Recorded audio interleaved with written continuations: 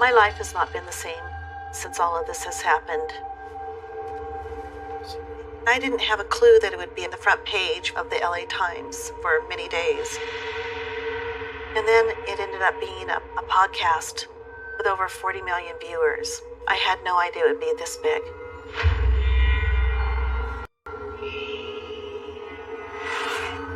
After John died, we went to the crematorium to cremate John's body, and I filmed it so that I could have closure. And I felt like that was the final step to having John gone. As I was watching the box go into the fire, I couldn't help but think that he was going to be burning in hell. He put me through hell, he put my family through hell, and he's probably in hell.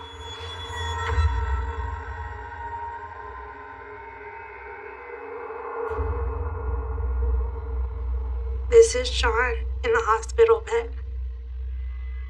After the incident, I'm just so thankful I can't see his eyes here. I can't. I'm sorry.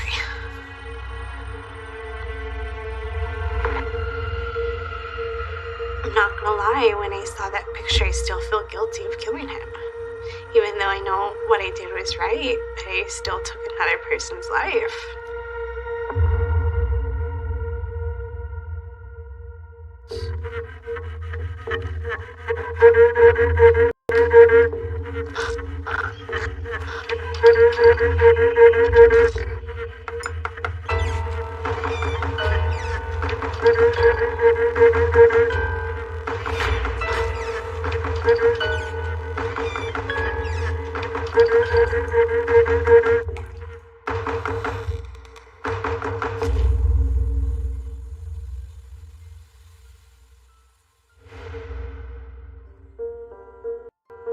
I was a single woman. I'd raised 4 kids, and I was out on my own. They had moved out. They were in their 20s and 30s, so my nights were free. I had been somewhat unlucky in love, and so I was going to take a chance and join a dating website. When I saw John's profile, he was in the medical field. He was very handsome. He had pictures of his dogs, of his children, and we decided to go on a date.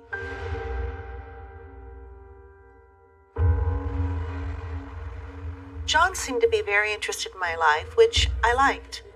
Everything he said was like perfect in my eyes. I did a lot of traveling overseas with Doctors Without Borders. Oh my God, that's incredible. He'd been divorced 16 years, and I'm thinking to myself, wow, that's a long time to be divorced without jumping back in. I made a mistake once. It took me forever to get over it.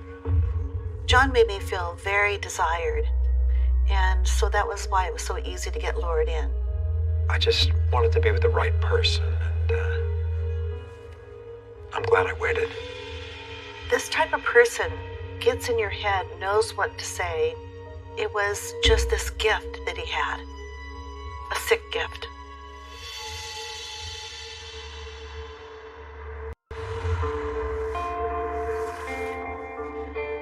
Well, this was a picture of John, one of the first pictures he ever sent me. Looking at it now, I find it sad. I can't do this. Sorry. What a waste of a person. And he affected way too many lives. Sorry.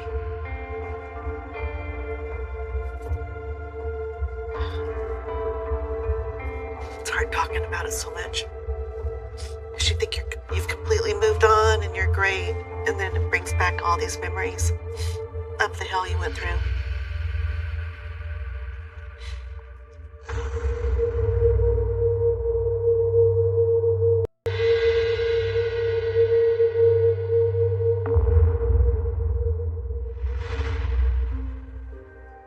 on our first date, I think we closed down the restaurant.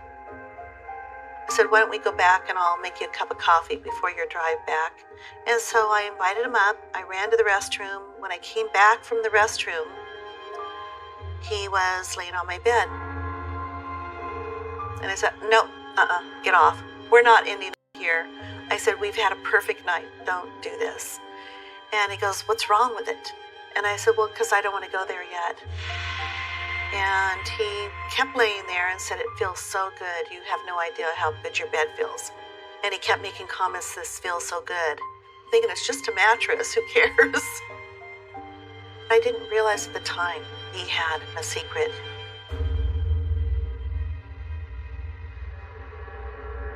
Looking back, he had been in jail right before he met me. The last time was 3 days before I met him. That's why the bed felt so good to him. He had just gotten out of that jail. And in hindsight, if I would have known who this person was, I would have never dated the guy. But I didn't realize that. And finally I said, no, you're not staying, you have to leave. And he left.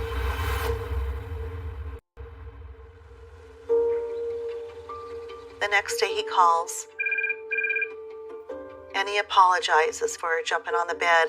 He just didn't want it to end, and he was very attracted to me, and he says that it was completely his fault and that he wanted a second chance. I was hesitant, but he pleaded with me, and I finally said, yes, I'll give you a second chance.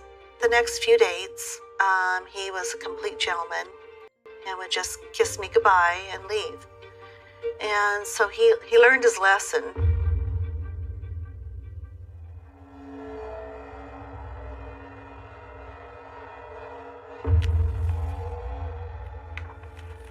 John wore scrubs a lot, and back then I didn't think a lot of it because I thought he was going to work.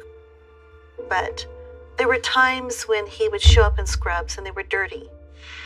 So this photo is a charity event in the beginning when John and I had just started going out, and he was really late, I remember.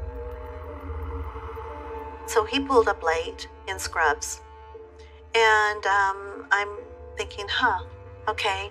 And he said he had no time to go home and change at his place because it was too far away from where the hospital was. If you're in surgery and it's running over because there's complications and you don't have time to change and you're trying to get there, I didn't question it. I mean, I looked at it as odd, but at the end of the day, he always had the best excuses. We had our picture taken with his scrubs on. But looking back now, it was a complete act. It's how he lured women in and tried to look like this great, successful man. And they were obviously old. He had been using these scrubs for years to con women or to go into hospitals. I think back to how many times he tried to fool me by having his scrubs on and how many other women he fooled doing this to. I still get calls every day about it. Just yesterday, I had a call from a woman that he had dated right before me, that she thought the same thing. She actually thought he was a doctor. When I look at these scrubs now on John, I see him as a costume and a way to lure women in.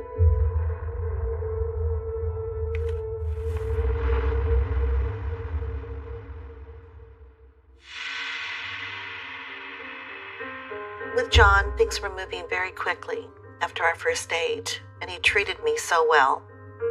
I was loving every minute of it. It felt so great.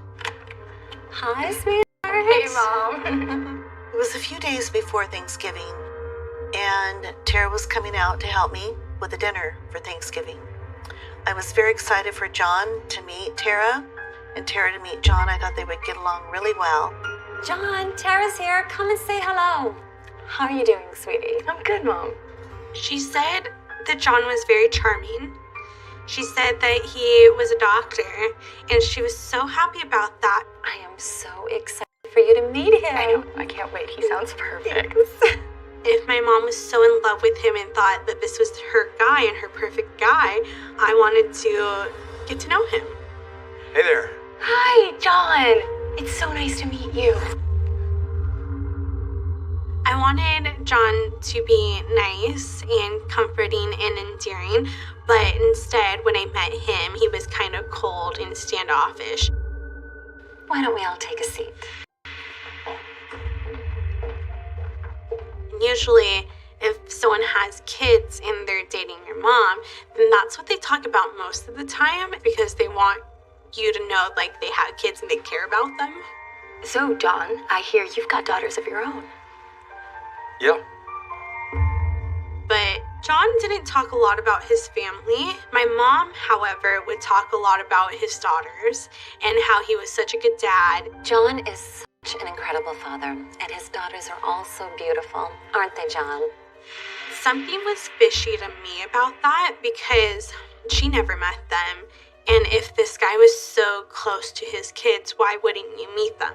Do you have any pictures of them? No, not on me. Oh. John and Tara did not hit it off like I had imagined.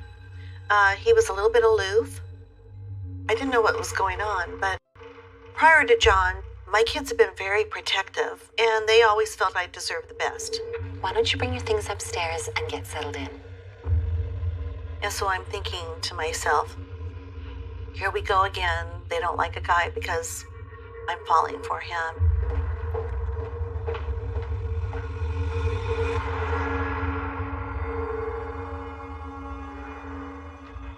Tara, stay out of it. I screamed back at him, and I screamed at my mom, too. Seriously? You're gonna let him talk to me like that? That would have been the first moment that she should have protected me against John as a mother.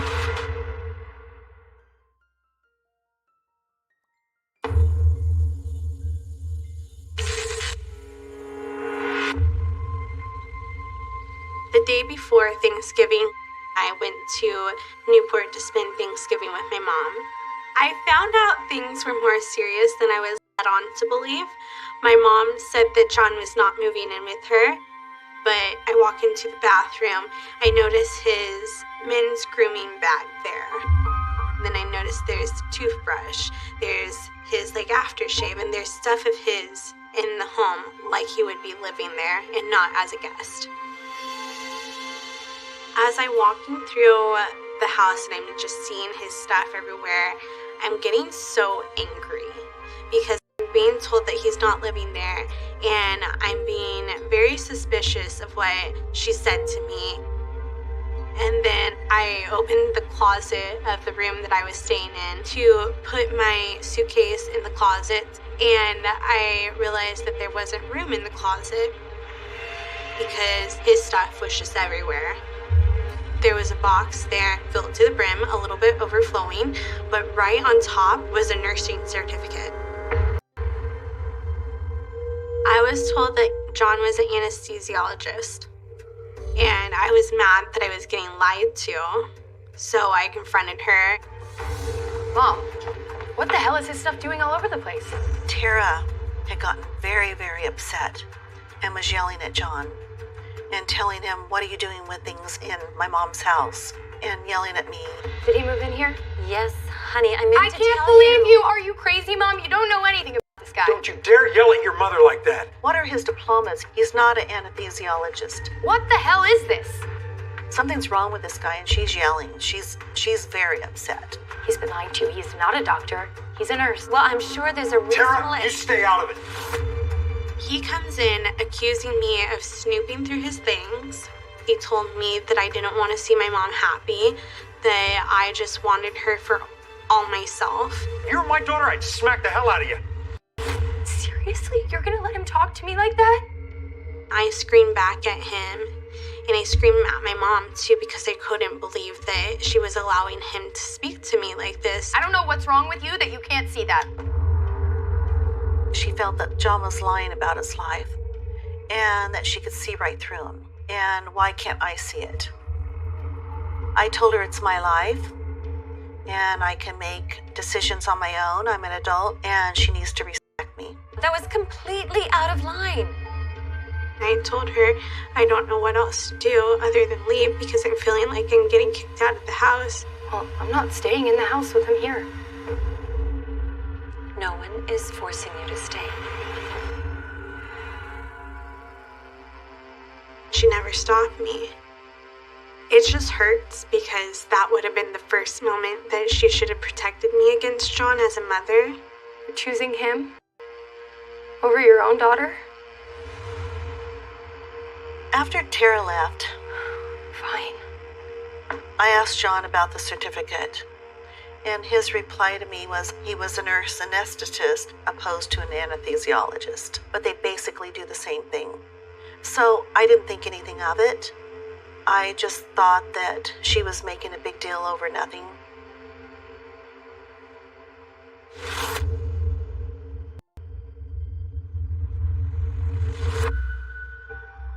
After the fight, I went to my sister's, and Jacqueline and I were discussing that something is terribly off with this guy, that this guy is evil. There's something seriously off about him. I thought the same thing when I met him. And that's when there was a string of text messages that came in from my mom's phone, Oh my God. What? saying that my sister should jump off a building head first would be preferably, and telling my sister to end her life. What the hell? I just don't Let me see. understand. Jackie, this is crazy. Jacqueline was shaking because her mom was saying these things to her. But I looked at them and I thought that couldn't be my mom saying that. There's no way Mom would say this. The wording was off. It wasn't how she would write something. And we knew it was not my mom who was sending them. Mom would never say this to us. It was John. Yeah, you've got to be right. I could tell that he was dangerous, but at this time we only had suspicions, and it was so frustrating because we were perceived as the crazy ones. We got to get him away from her.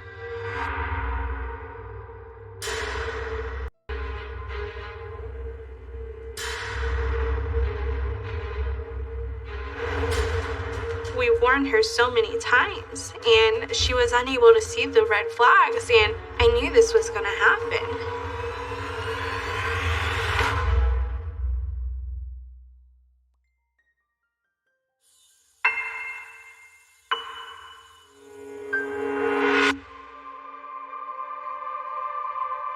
John filled a void that I felt many other men had not filled. He made me feel like I was the only one. Every word was completely what I wanted to hear. Every action was what I wanted to see.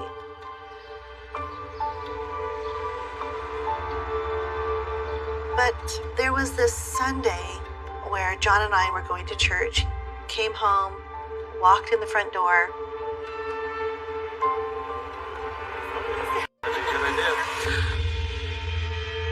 And there's this woman with wet hair, dressed all in white, reading this little Bible, drinking Ovaltine. She had all my clothes on. And I'm talking to her. How'd you get in my house? What are you doing? And she said, well, it's my house. This is my home. She looks very distraught. I thought she was mentally ill. A homeless woman had wandered her way into her house. And John slammed her down on the kitchen counter. And John looks at me and he said, call the police. Call the police! What?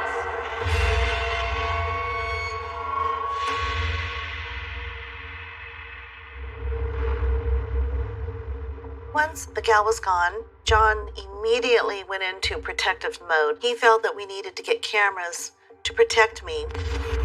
Cameras, front door, the bedroom, down the hall, and towards the entry. John had set it up to where he could see me in his computer and also on his phone. At that point, I thought he didn't want anything to happen to me. He was protecting me. I just thought he cared a lot about me and my safety. I now look back and I feel that John probably knew the women.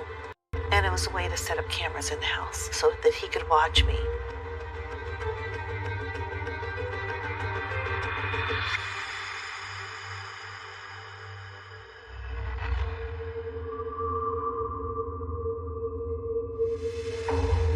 John, please repeat after me.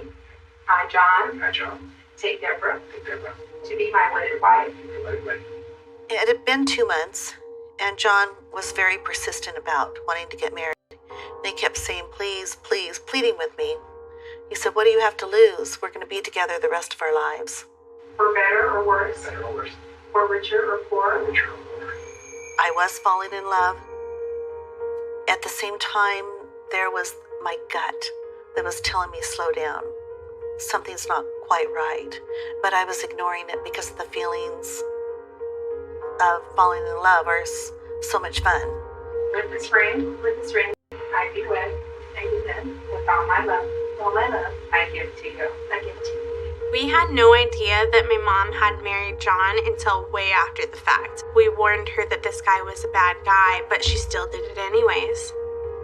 The reason I kept my marriage to John a secret is because I knew it would create a lot of problems with my kids, and I didn't want that. By the power invested in me by the laws of the state of Nevada, I do pronounce you husband and wife. You may kiss your bride. Oh my God. Aww.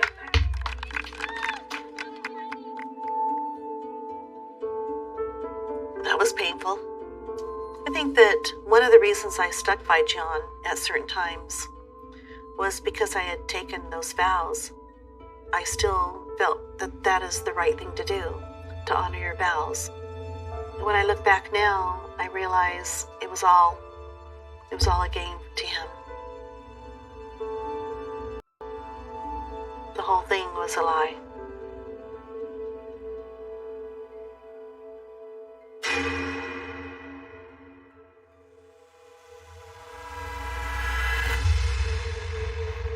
After John and I were married, he was the doting husband and things were great for a while. I felt like we were on our honeymoon constantly. But what I realized with John is everything was orchestrated to literally have complete control. I got really creeped out when I'm driving to Vegas and he calls me. Hi, John. Yeah, I just pulled over. What's up? And he says, I see that you just passed Barstow. Yeah. I think you need to stop for gas and probably in Baker. And I'm like, okay. The cameras at the house felt normal, wanting to protect me in my environment. But he had also set up my iPhone to where he could sort of track where I was going. And I didn't realize he'd done my phone and the iPad and all that. Okay, good idea. Thanks, honey. Bye, John. And I'm thinking to myself, I don't like that he could just see me everywhere he is. It's just creepy. That's when I thought, there's a lot more to this that's going on.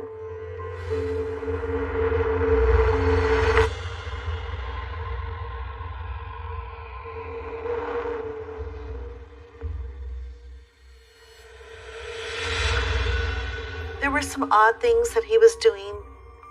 I'm looking at this camera thinking, what's going on?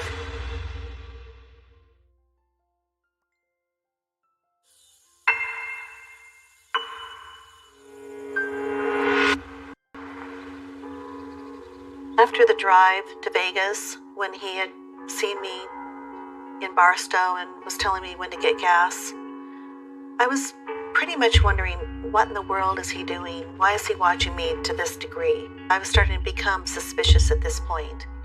And so I thought, I'm going to hook up to the camera so I can sort of see what's happening. There were some odd things that he was doing in the morning. He would leave in his scrubs. And 1 or 2 hours later, I had logged on to see what was happening. He would come back. He'd go upstairs, either lay down or play video games or, just hang out in the bedroom or in his office all day. And I'm looking at this camera thinking, you jerk. You've been lying to me. What's going going on? So I go home and I confront him.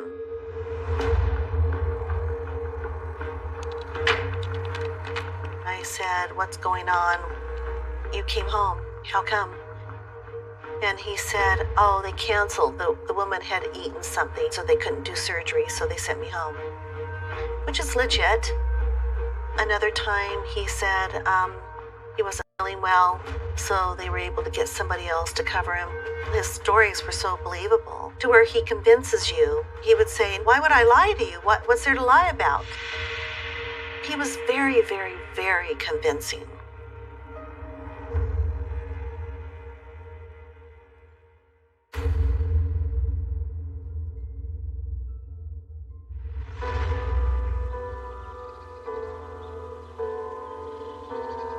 The first time I saw all of his prescription pills, I thought, wow. He had, I'm going to say, 9 different bottles of pills.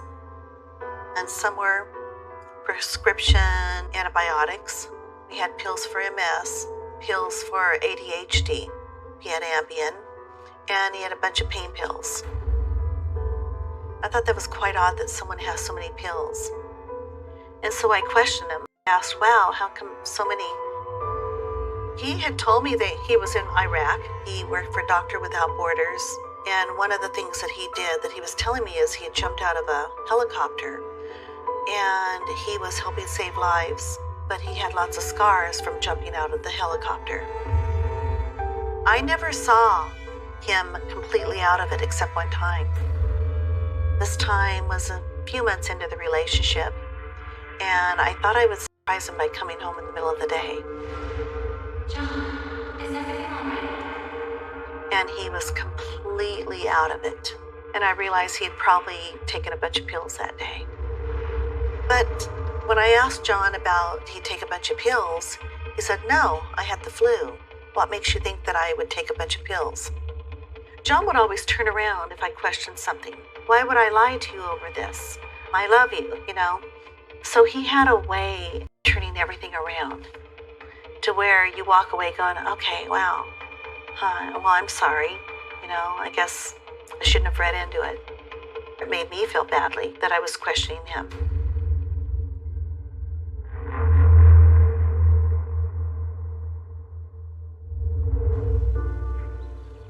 Jacqueline told me that John uses Mom's car all the time. There's something about him. We wanted to know what John was up to. So Jacqueline put a tracker on the car that John was driving. We found out that he was going to doctor's offices for short periods of time.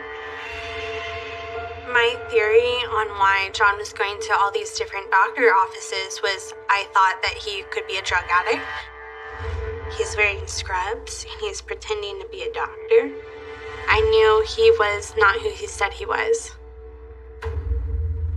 We confronted my mom, and she didn't quite know what to do with this information, and she didn't know how to dissect it, whether or not we were making it up because it was our word against John's. When John and I got married, we made vows, and I take those very seriously. I didn't want to feel like I was failing again. Sometimes you want to stick with it and get through the rough periods and know that better days are coming.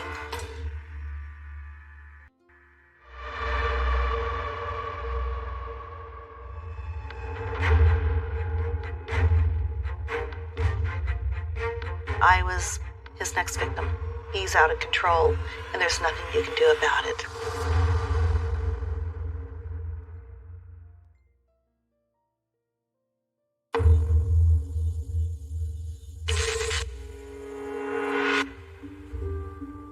This photo is of my mom and John holding it right in front of me. It makes me angry still because I don't think I was talking to my mom at this time.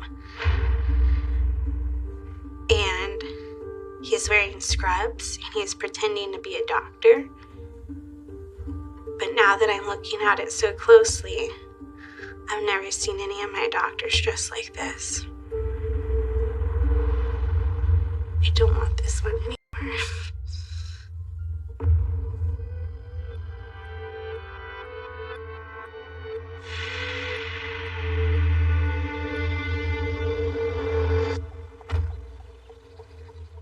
One day, Jacqueline came home and found John was sitting there waiting for her to get home. The following morning, I got text messages from her saying that she saw John and to look out for a certain car.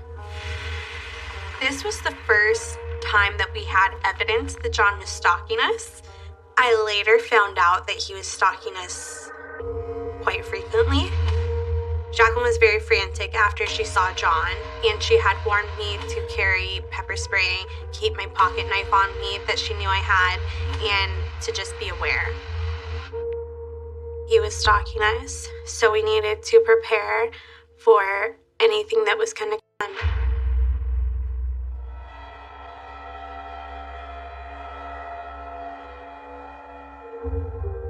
I could see things that my mother couldn't because I was not in it.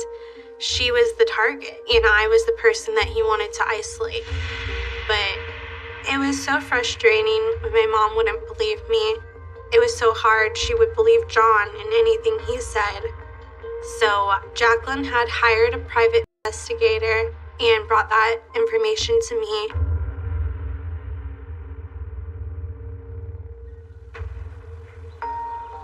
He seemed sketchy from the start, but this is insane. It was scary. I mean, look at how many identities he's had. John was using different social security cards. He had restraining orders on him. He's been in and out of jail like a million times.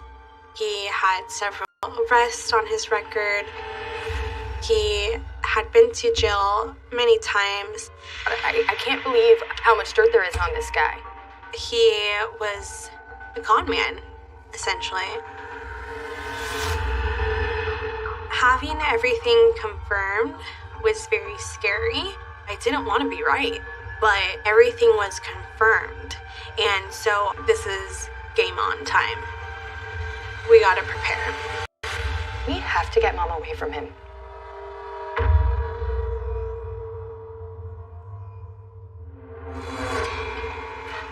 There was this one day, I go out to get the mail, and there was this letter, and it was addressed to John.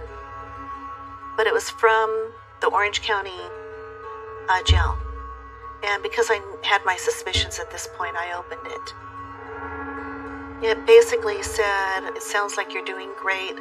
Sounds like you found the one finally, and that life's really turned around for you. The way the guy worded it made me realize that John must have been in jail with him. And as I'm reading it, right at that moment, John grabs the letter out of my hand. The hell do you think you're doing? I said, "What are you reading?" And I think he had been watching me on the camera. I think he knew he was caught. Is that a letter from prison? John, do you know that man? What are you doing snooping around in my mail? And he says to me, "It's one of the guys that I send care packages to."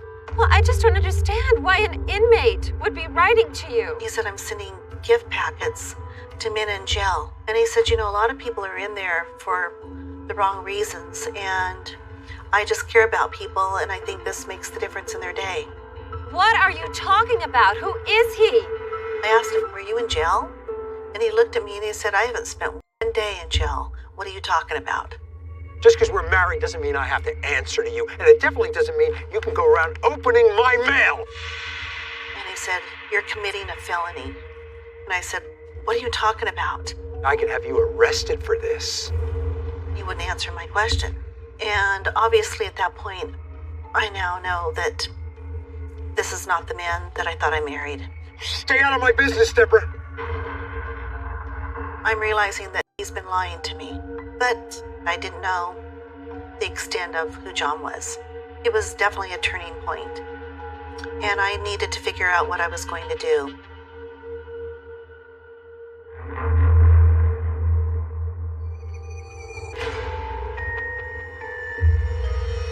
At this point, I thought I was his next victim, and he's out to get me.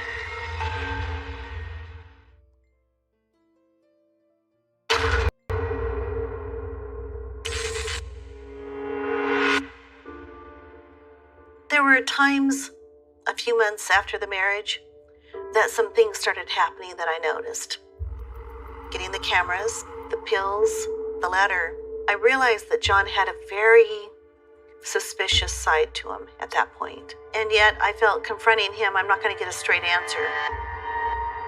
And so as my suspicions grew, I decided to walk into John's office and look around and see what was there. I found different Social Security cards, just a lot of different names, other than just John Meehan. And in this trash can, there were 329 pages of a lawsuit. I started reading through them and realized John was not who he portrayed whatsoever. What I read was shocking. Extortion, stalking, him having a gun, restraining orders, drug abuse. There was one paper in particular that really caught my eye and really scared me. And it was showing evidence of a prior conviction of John being arrested and what they found in his place. He had cyanide, he had guns, he had knives, he had zip ties, and I thought, cyanide? This is crazy. What's he doing? What's he up to? The other thing that really scared me was I read document after document of women that he had strangled, victims out there that he was still harassing, women that changed their names because they're still in fear of him. And he had been in jail 3 days before I met him. He was so not the person that I thought he was. At this point, I thought I was his next victim, and he's out to get me. I knew I had to do something to get out safely. I hired a private investigator to help me figure John out and also how to get away very safely. I saw my kids in private and would pretend like I'm at work that day. I, little by little, tried to understand the mind of a sociopath predator. But John had the capability of killing me. So that's why I took preparation for months. You have to do it very carefully and very slowly. You can't do it overnight or they're going to figure it out. With John, I acted like nothing was wrong. I never reacted. I had to play his game and get to a point of being safe myself.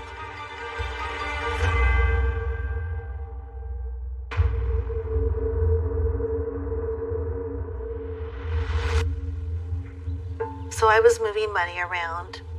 I was changing my passwords, and there was $30,000 that I had put in the bottom of a lingerie drawer. That was cash for me running, and somehow John found it.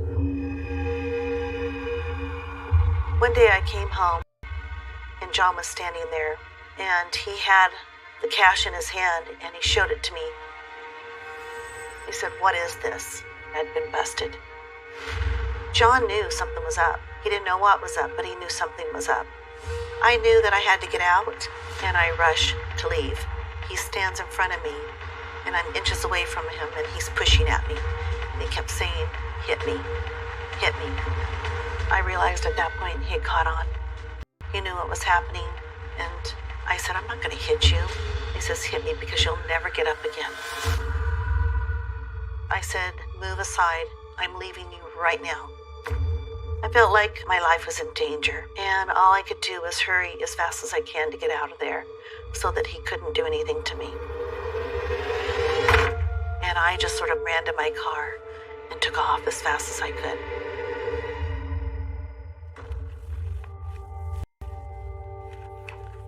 This picture I didn't see until way after the fact.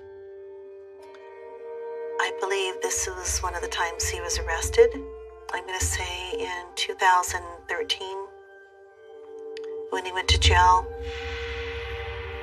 It's amazing that I actually thought I fell in love with a man that I thought was a good man. And knowing that I was in the same bed with him night after night and knowing what he was capable of was pretty crazy.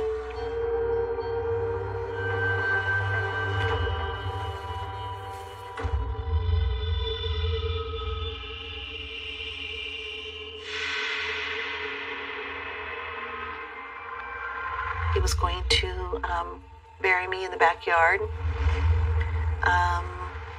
He couldn't wait to strangle me. I will kill you and take everything you've ever had.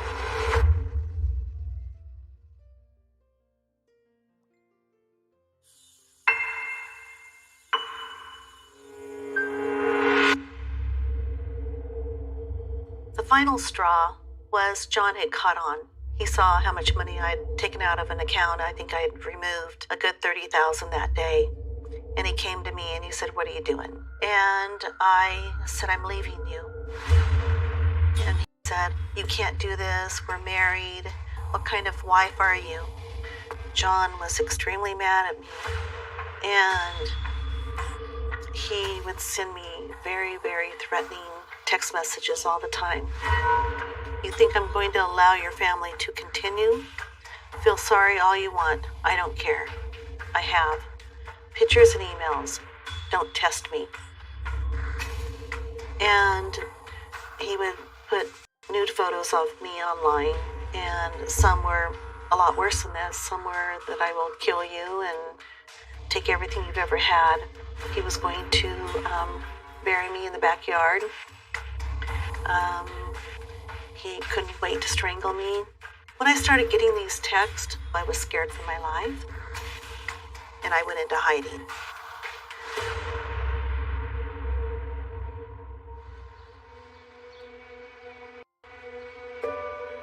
I actually went to a store and bought dark wigs, changed my clothes. I ended up staying in hotels.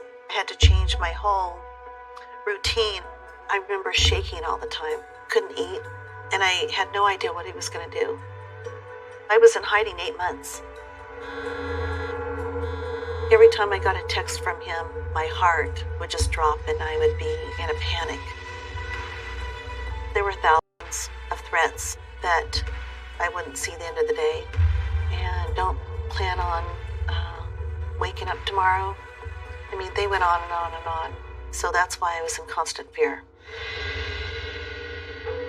I would change phones and he would know how to call work and say, "I'm a client, I need to get a hold of her, I don't know how." He would send me, "Boo, I found you. You can never hide from me." Like, the next corner you're gonna turn, he's gonna be there and kill you.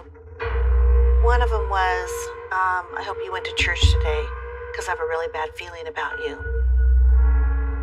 I didn't want to even leave my hotel room.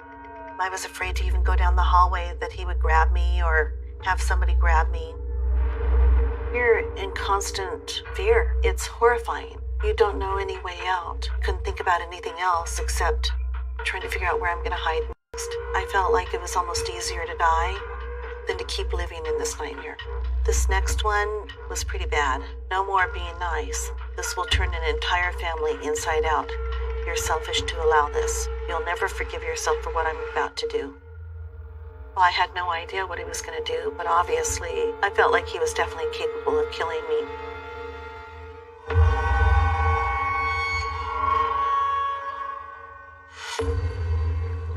At the time, I was working as a dog groomer.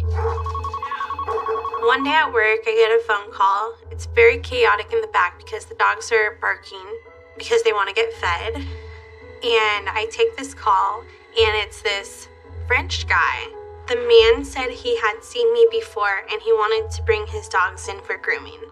I thought it was weird when a man called me with a French accent, but I was so preoccupied in trying to get these dogs fed and getting barked at for a meal, you would just want to get the person off the phone as soon as possible. So I give him my schedule as quickly as possible, and we book an appointment for the next day during my lunchtime where the dogs could come in and get groomed. I didn't realize it was John.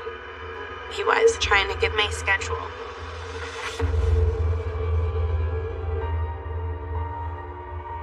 The following day, at the time where the dogs were supposed to come in to get groomed, and they were a no-show.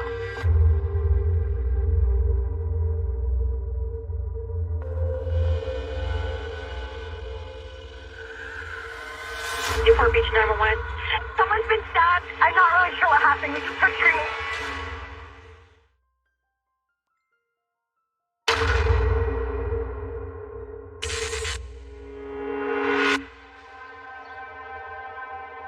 went to work on August 20th. I got the okay from my boss to get off a little bit early, and I went home. I noticed that there was a guy fiddling with a tire iron. My dog was barking at him, and I told my dog to knock it off because I thought it was a homeless guy just living in his car. I proceeded to get my dog out of the back seat. Then this guy grabbed me. I looked up at him and he said, "Do you remember me?" I did remember him. It was John. He started what I thought was punching me, and he was punching me over and over again. I didn't realize I was stabbed. I just tried to push him off me, and I ended up on my back. I ended up stumbling backwards, and at this point I see the knife, and I knew he was there to kill me. I kicked the knife, and it fell directly on my right hand side. When it felt like that, I felt like it was from above, like either my guardian angels or God or my guides looking after me. It was just how it landed. It was meant for me to survive. I was meant to live. So I picked it up and I just started wailing on him, and I didn't give it a second thought. I thought that I was stabbing him in the chest. I later found out I stabbed him in the back. I stabbed him once in the forehead, and I put it into his eye. He gasped, and he started to fall on top of me. I pushed him off of me, and he just was what I thought was dead. And then I tossed the knife as far as I could away. I scooted away from his body. I continued to scream for help. And then this lady walks up, and she just started telling me that she's EMT trained and that she's trained for things like this. Newport Beach 911. Someone's been stabbed and he attacked a girl. It's a girl and her dog, and then a guy is on the ground. I'm not really sure what happened. We just heard her screaming. Blood? Yes, and the guy's just on the ground. Then at that point, there was other people started coming to the scene. This guy came. He went over to John, and he started to check up on him and make sure that he was okay. Police, do you have an emergency? Yeah, we do. We got, Been stabbing West. Come on. Is this the woman? Breathe, come on. You said it's a male and a female? Breathe. The male's not doing well. Breathe. Okay, female's there. Hold on one second. I told them, not to touch him, but they wouldn't listen. And I told them that he tried to kill me, and I think I kept repeating that because they still were trying to revive the guy who tried to kill me. I was hysterical, and I couldn't breathe. And then I just realized I need to call my mom. So I called my mom, and I told my mom, "I'm so sorry, Mom. I think I killed your husband. I'm so sorry. Getting that call and listening to Tara, it's so surreal. You're hearing your daughter call saying that she killed your husband, and you're like, what? What are you talking about? She said, I killed John. I'm so sorry. And I said, it's okay. Where are you? Are you okay? And all I remember is just rushing to get there. And you go through the guilt. Why wasn't it me? Why didn't he stab me? She's going to have to live with this. But I get there, and they won't let me go to her. They said, ma'am, it's been a crime scene. You have to stand behind the yellow tape.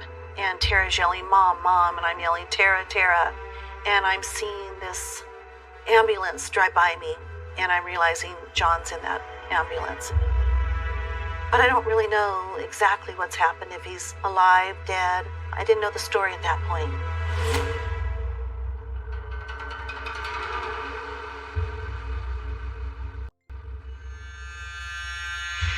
freaked out at that point because in the movies, the guy always gets up, and that's when the girl dies. Please. Mom!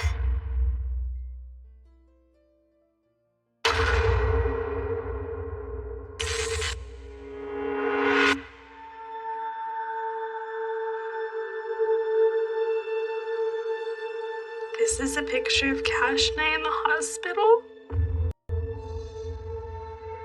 I hate this photo so much because I remember the moment they were taking it, and I literally don't know what to do. Usually when someone takes a photo of you, you smile, you're happy.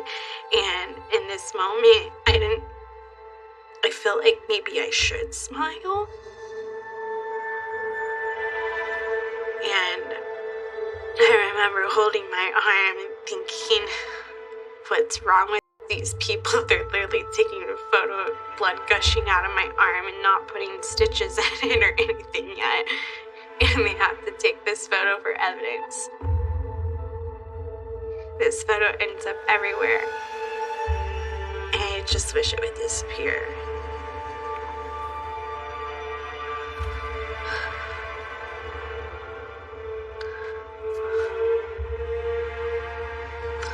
I'm sorry.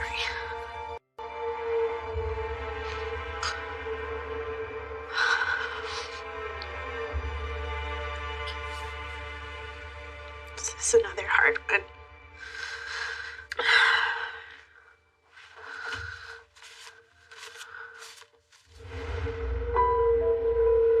When I went to the hospital, there was people that I didn't know that were touching me all over the place and poking me with needles. I just wanted my mom. She's not here right now. What? Where is she?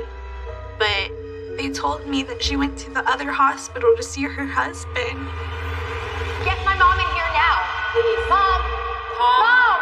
Calm down. And that really hurt me because just the way they said it, they didn't tell me that she needed to identify him. They made it seem like she wanted to be with him. And so that was so hard to hear that. Mom!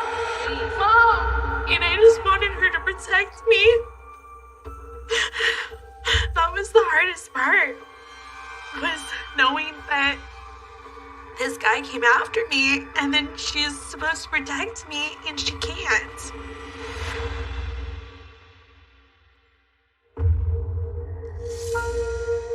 They won't let me go to her. They said you need to identify the body at the other hospital because he's right now John Doe. He was on life support, tubes everywhere. They told me there were 13 stab wounds, but one had gone through his eye to his brain, and that he had had multiple strokes, and that he would be brain dead. When I looked at his body, I thought, what a waste of a human being. He was brilliant. He really could have had it all. The guy just wasted his life.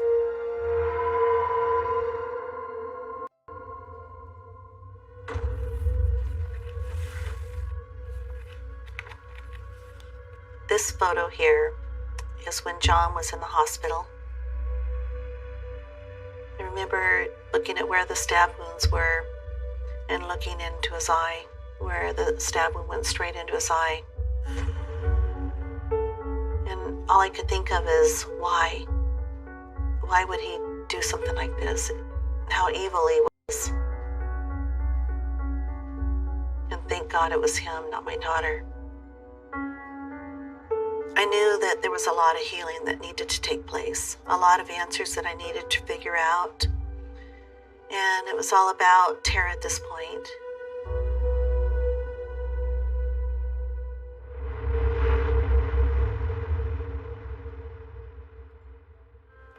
Oh my God, Tara.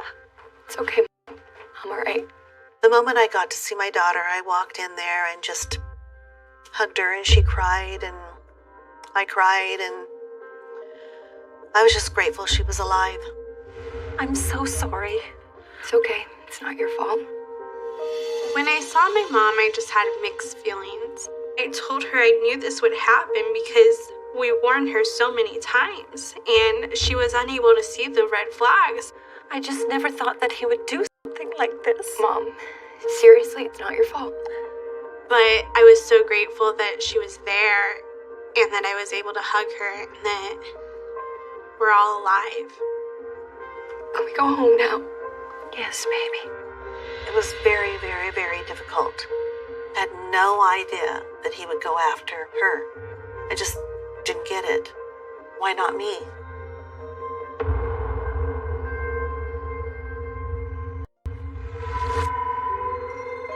I decided I don't believe anyone should die alone.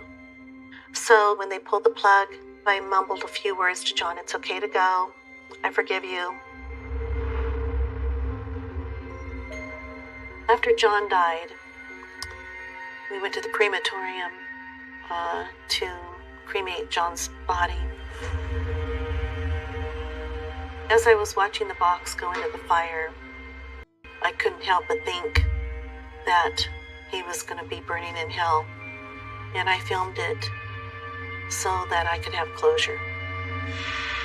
I felt like Tara, if she had nightmares about him coming back, I wanted to prove to her that he was completely gone and he would never come after her again. She's never seen it, but hopefully one day, if she ever questions or feels like John's here or whatever, I can show her that he's completely gone.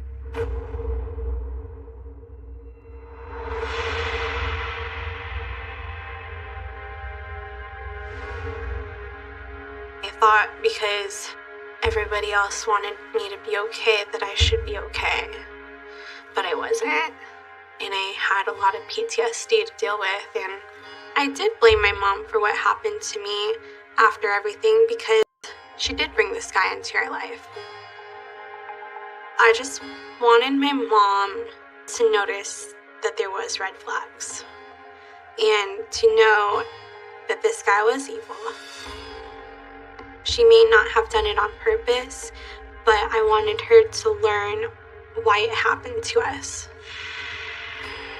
I felt guilt right away. A lot of guilt because I didn't protect her.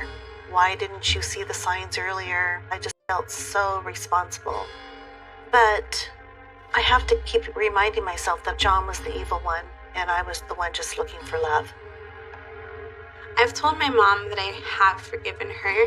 And, things may not be perfect, but we're working on it every day. But I still need to work on feeling safe.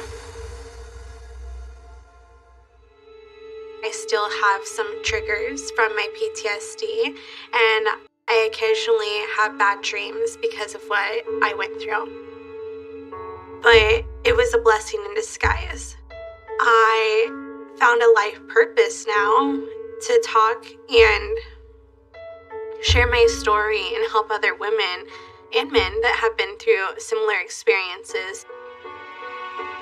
I've gotten more positive responses than anything, and people that told me that they've actually left their abuser or that they were able to fight back with the attacker.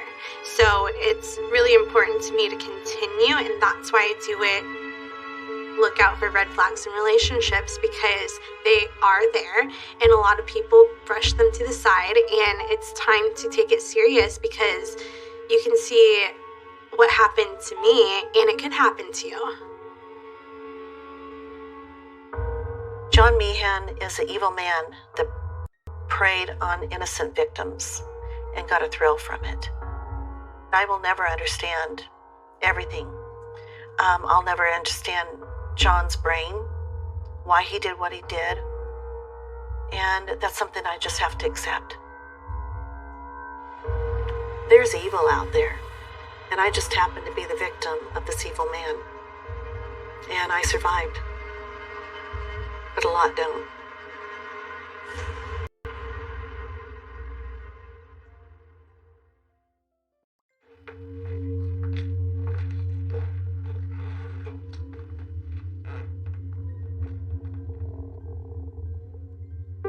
Talking about my story some days gives me release.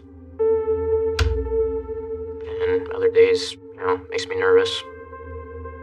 I told about 85% of it. There's some that I will always hold back, that I'll never let anybody know about. There's always more to share. I'm just not ready.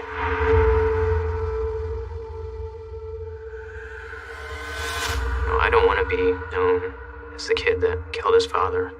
And yeah, here I am. It's a hard pill to swallow. I know none of you guys here are judging me, but you just have to realize that is a huge, huge fear of mine. I don't want people, especially her, to know that, I'm hurting the way I am. I'd like everyone to think I'm fine, because, if they think I'm fine, maybe I'll think I'm fine.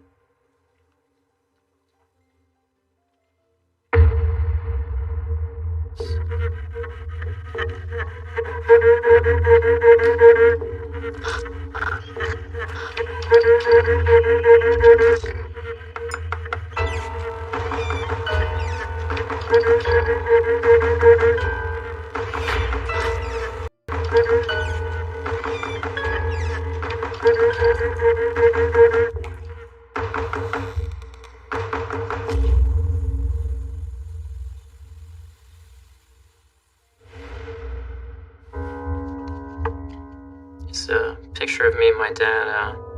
It looks like Christmas. My mom was kind of not in the picture. My grandparents and my father raised me. I remember my dad being hardworking. He was my protector. The first time I met Judith, I'm 4 years old. My dad said we were going to meet his new girlfriend. I remember her being really nice, really sweet, and I called her the lady with the yellow hair. She seemed funny, and I liked her. This would have been shortly after Judith came into my life. I look like a happy kid.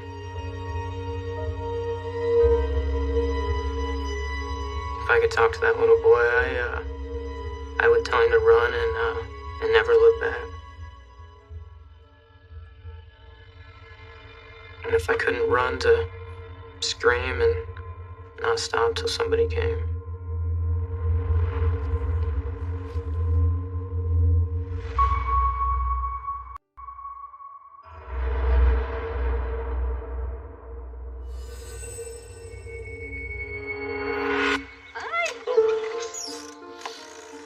My dad actually worked nights at the time, and she had volunteered to watch me instead of me going to the babysitters.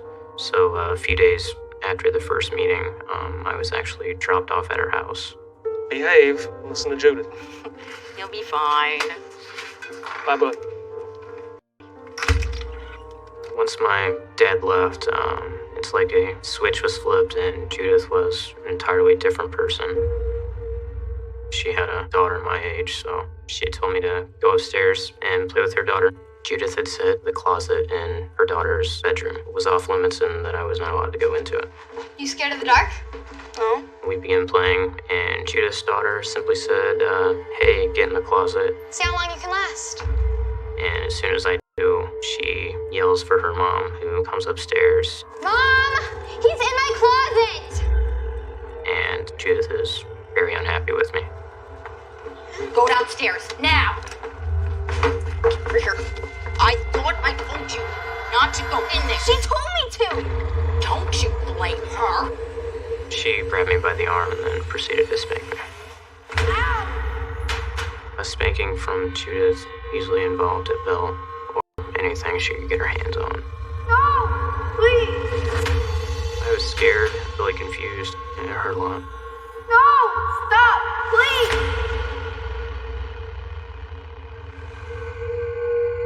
After the spanking, I'm not allowed to talk, I'm not allowed to eat, and I'm not allowed to play with anything. I just have to sit there and be quiet.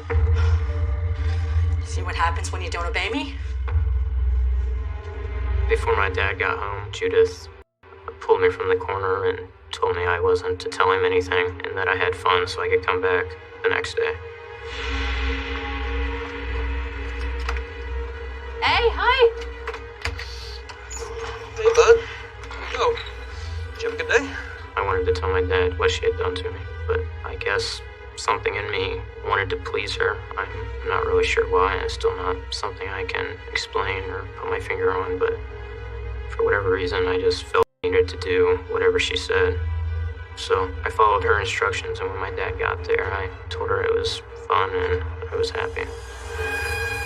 Yeah, it was fun. That's good. My dad, shortly thereafter, moved in with Judith. After that day, there wasn't any more private settings between me and my father. That was just the first step of control and manipulation.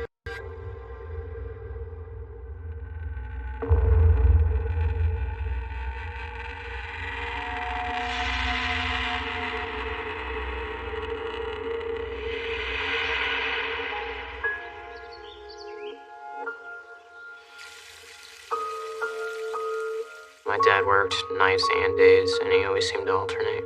When my dad's around, Judith is nice to me, allows me to be a kid. But I knew, as soon as my dad left, my night or day was about to become hell. Her daughter was allowed to do whatever she wanted, but I didn't have to do anything wrong. I was still being spanked every day. Sometimes she would choke me. I wasn't allowed to make noise or cry or try and stop her. If I did, I got it worse.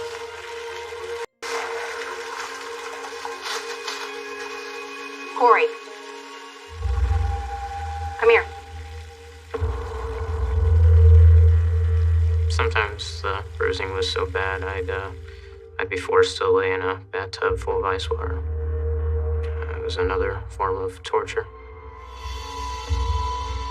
Sometimes she was feeling extra cruel. She would hold my face under the water as well. There were several times I would pass out.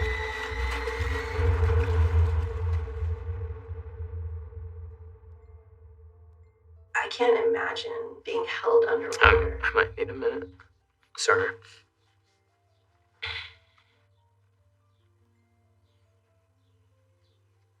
I'm sorry. It's been a while since I've talked about this. It's just a lot of fear coming back up. A lot of memories.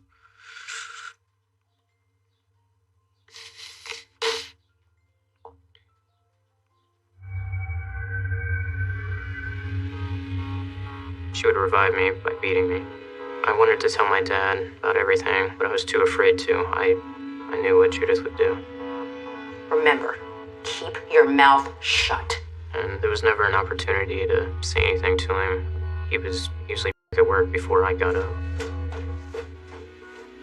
When my dad is home on the weekends, I'm with my grandparents, so there's still no contact.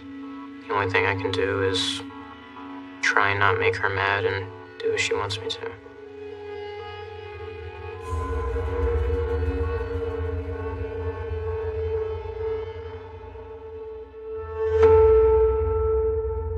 Not long after moving in with Judith, she began telling everyone that she wanted to adopt me. She recorded me on several occasions, to convince my dad that, I liked her and she was this great person. Want a good mommy or a bad mommy? Good mommy. Are you happy here? Yeah. I'm still seeing my grandparents. I usually go every weekend to go visit them. I let them know that I wanted to live with them and not with my dad and Judith. But Judith caught wind of it. One day, when I was getting ready to go to my grandparents, Judith pulled me aside and said, "When you come back, you're gonna tell your dad that your grandpa hit you with a belt." She wanted to sever the tie between me and my grandparents. I knew if I didn't do what she said, I'd be beat and starved. She was there with my dad, and I remember her staring at me with a very stern look, and I could feel the fear inside of me, and I knew what she wanted. What's wrong, honey? You look upset. I don't want to go back to Grandpa's. Why? What happened? And so I told my dad that my grandpa was hitting me with a belt. Grandpa hit me.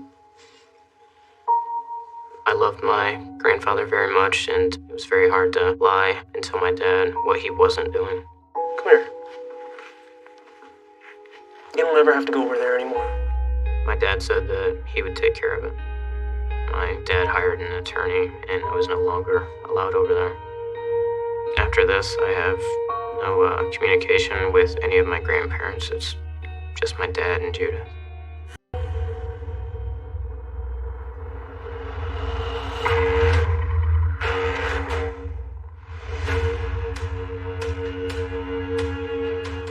I should have known that she was lying.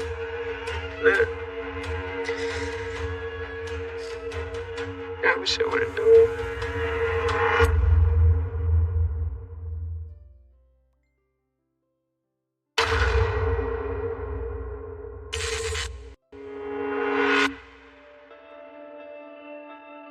I loved going to school. It was kind of my escape from everything. But one day at school, at recess, a teacher approached me and asked me why I was wearing a long-sleeve turtleneck in the middle of summer. Corey, aren't you too hot in that? No. The reason I was wearing that turtleneck was to hide bruising that Judith had put on me. Wouldn't you rather change into a t-shirt? No, I'm fine. She asked me if I wanted to roll up my sleeves or take the neck down, and I had told her no. Oh, at least you roll the sleeves up, sweetie. I can help. I sound okay.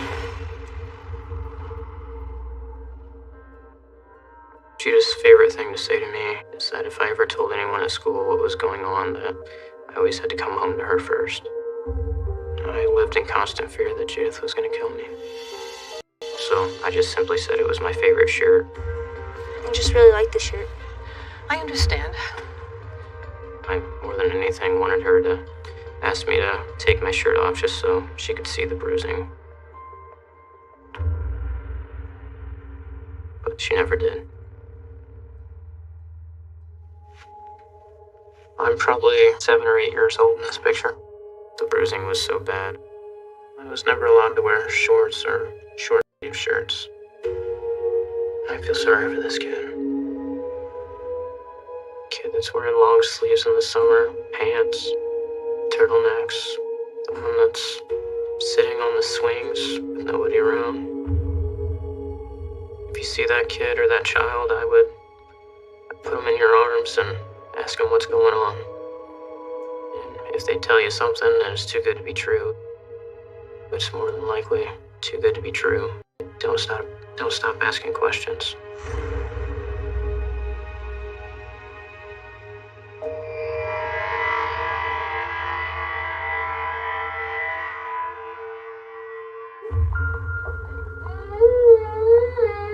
Eventually, Judith forced me to start disobeying and being mean to my father to make my dad mad at me. Judith would simply say, "It's time," and that's when I would have to start acting out. I was to run around the house, breaking toys, breaking things, yell, scream, and just all around not listening to it. Corey, slow down. My dad would get extremely upset with me. That's enough. But it was always easier to do as Judith asked. I knew I had to do whatever Judith said just to survive. Damn it! Corey! Look what you did! If I did as Judith said, there would be a brief period where she was nice to me and not spanking me.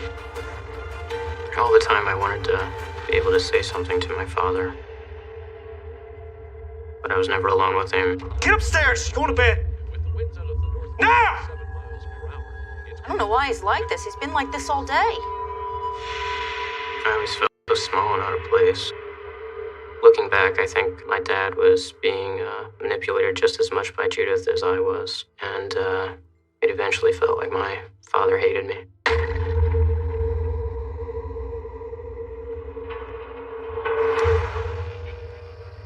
One night, Judith woke me up in the middle of the night and handed me a coffee cup and told me to go fill it with water and to throw it on my dad, who was sleeping.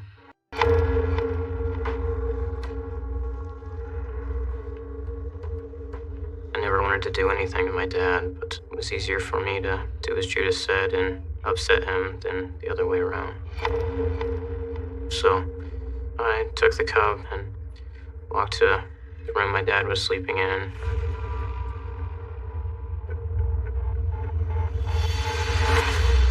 I threw the water on him. What are you doing, Corey? I remember my dad saying he was gonna beat me and Judith saying, no, you're not. Robert, calm down! Did you see what he did? Yes, I saw. Judith stepped out and told him to stop and protected me. Take your pillow and go downstairs to sleep there tonight. I will handle him. My dad just kind of looked at me, and I remember him saying, he wished I was never born. You are such a pain in the neck, you know that? I wish I never had you. My dad wanted absolutely nothing to do with me, and Judith seemed delighted in that fact. He's really starting to hate you. I remember Judith saying, I think he just doesn't like you. And when I was alone with Judith, she told me I did well, and life actually got a little easier for me for a while.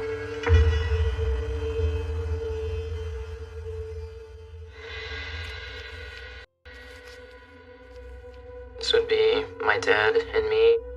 This was before Judith came into our lives.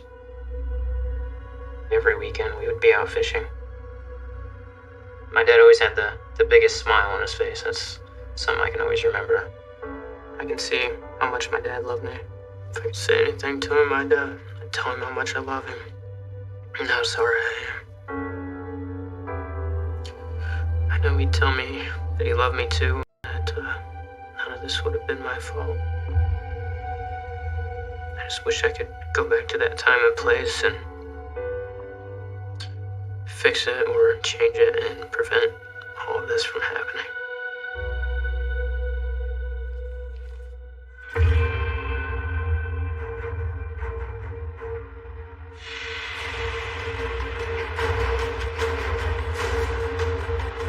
I'm supposed to pull the trigger and shoot him and claim it's an accident.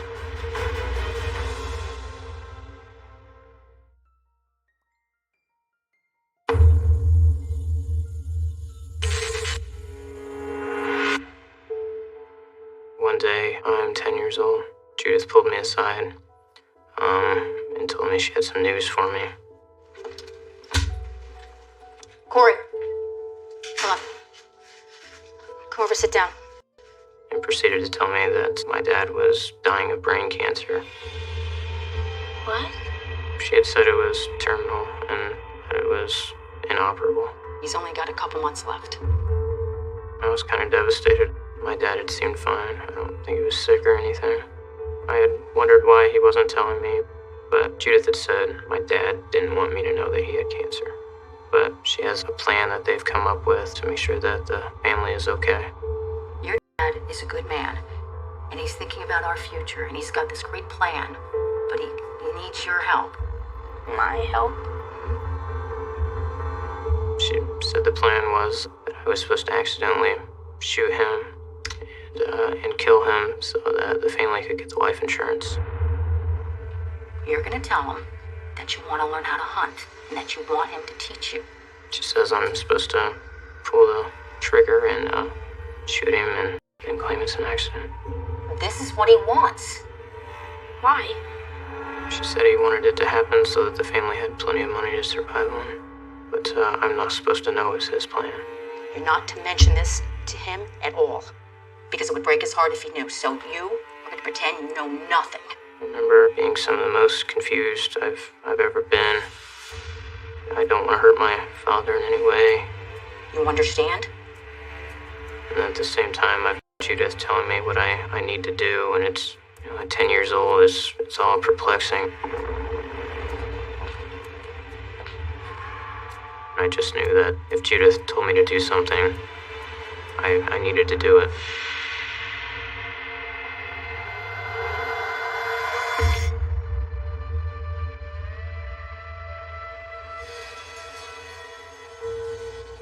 must have had the day off, and I asked him if he could teach me how to hunt, and he had said yes. This is the chamber.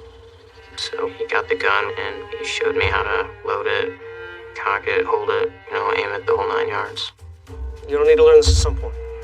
Might as well learn from me, right? My dad seems excited that I'm interested in something, and he's acting like my dad, like we're having a moment, like I almost feel like he's proud of me or excited or something. This is important. Never pointed at anyone. Got it? I watched him load it, unload it, and then he instructed me to do the same. Go, give it a try.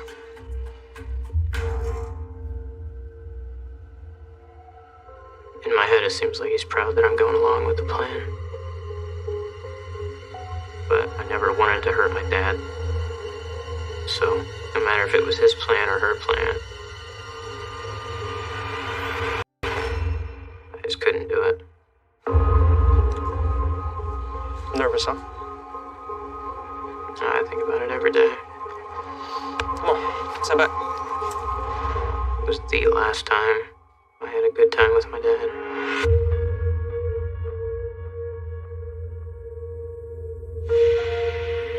Judith was in the house, and as soon as we walked in, her face turned. Oh, you're back already? Here you go. I'm gonna put this away. Okay. The look in her eyes, it's hard to describe. And I could tell she was getting angry. What is the matter with you? I thought you knew what to do. She asked me why I didn't do it yet, and I said I didn't know I was supposed to. Did you forget about your dad's plans, or you just don't care? I didn't think you wanted me to. She said the next time I tell you to do something, I expect it to be done right. If you don't do what I tell you to do, I promise you, you'll regret it. You understand me? Yes.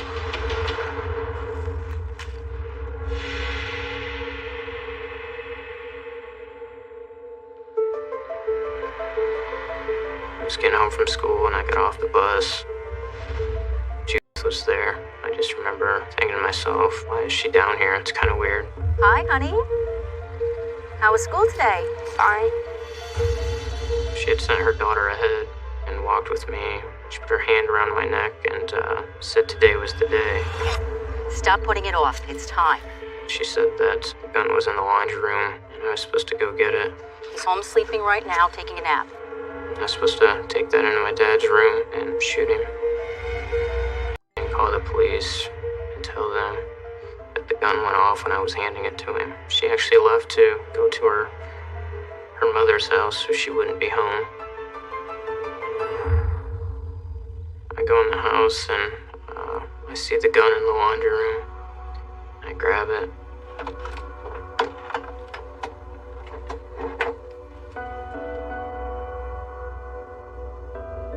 And I go into his room. And I see my dad there. He's sleeping. He had no idea what was coming. But I thought it was my dad's plan and what he had wanted.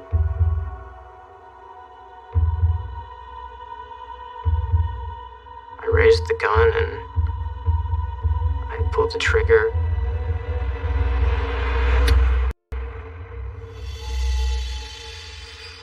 Nothing had happened. I was freaked out. The thought I was having was maybe the gun's broken and I'm not gonna have to do this. At the same time, my thought was, well, Judith is probably gonna beat me if I don't do it, so I pointed the gun and to try it again. I was thinking it was broken, nothing was gonna happen, and that's what I was really hoping on. Pulled the trigger, and sure enough, it went off.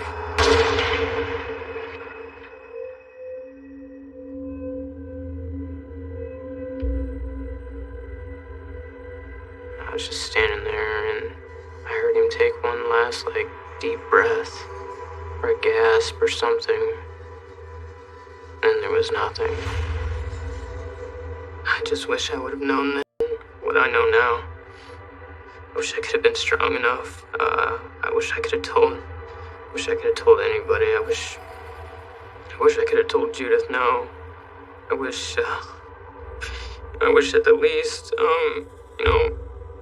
maybe I would have turned the gun on myself rather than have to done any of that and lived with it. I don't like to cry.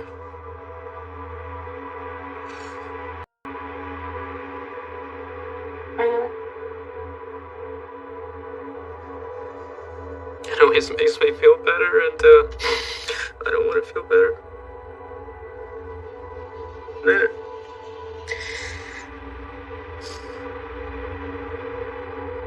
I wish I would have known.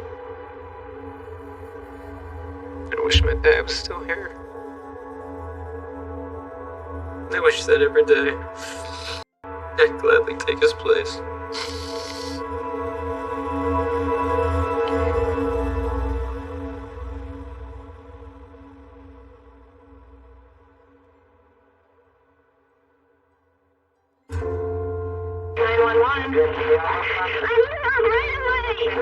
What happened, honey? Calm down.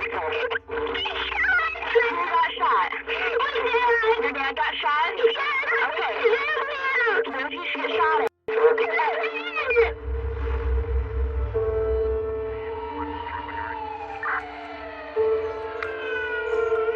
An officer arrived first, and he grabbed me and said, "Oh no, he's gone." And then took me outside, and the detective wanted to talk with me. Accidents happen, son, you understand? You can't beat yourself up about it. It's gonna be okay. By then, Judith had just gotten there. Let me go! My husband is in there! I need to see him, please! Please let me in! And she was behaving as if she'd just lost her husband. I mean, she was acting hysterical. Corey, what happened to your dad? When the detectives were around, she was trying to comfort me. But after that, she just totally different person. I remember saying, I better not mess this up and stick to what she told me to say. And I was crying, and she told me to quit crying. I knew then that she didn't care. I had taken my father's life, and it was something I was gonna have to live with, and I felt that.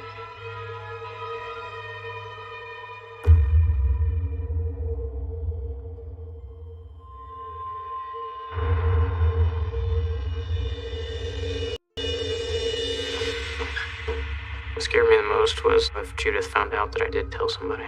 She would have probably killed me.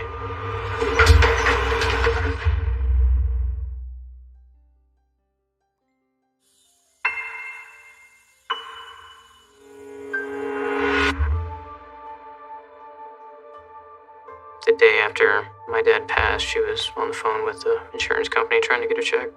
She collected upwards of $500,000 from my father's life insurance. And then she went shopping, new furniture, new cars. It seemed as long as she had money to spend and was out shopping, that she was being nice to me. The beatings slowed down. They're still there, but not as often. Life, unfortunately, got a lot better for me.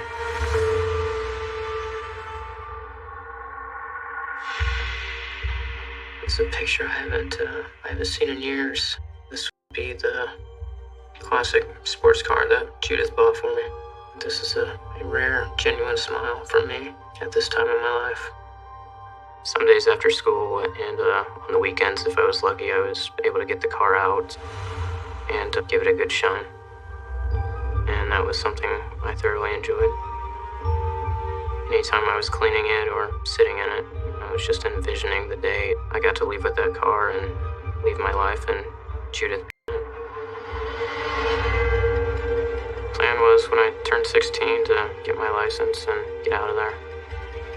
But I think she knew deep down that I was going to be leaving any chance I got. When I turned 16, she actually sold the car.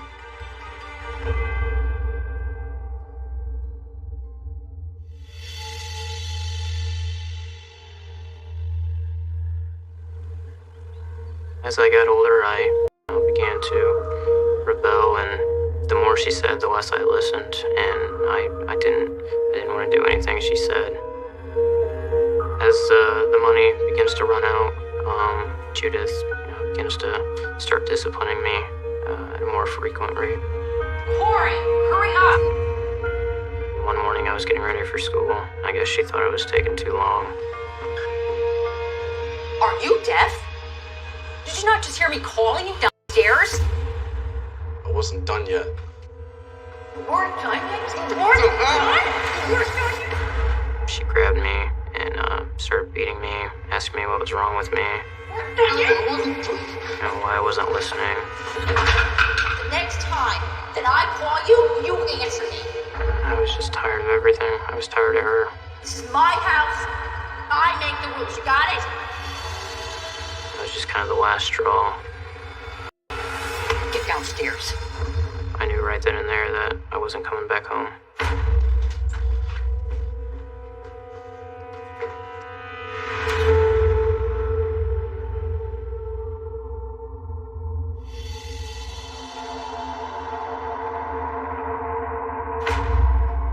Judith would keep tabs on me.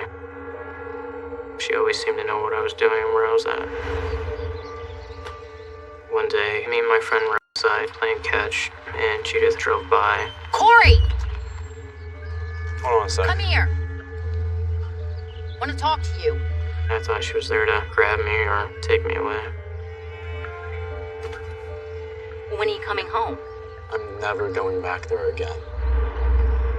When I told her I wasn't coming home, she got mad at me, and she told me that she had a tape recording of me actually shooting and killing my father. Get in the car. She said she had a hidden camera in the room, which was able to show that my dad was sleeping the entire time. She recorded me on several occasions, so I just assumed she was telling the truth. She said if she showed the police that I'd spend the rest of my life in jail.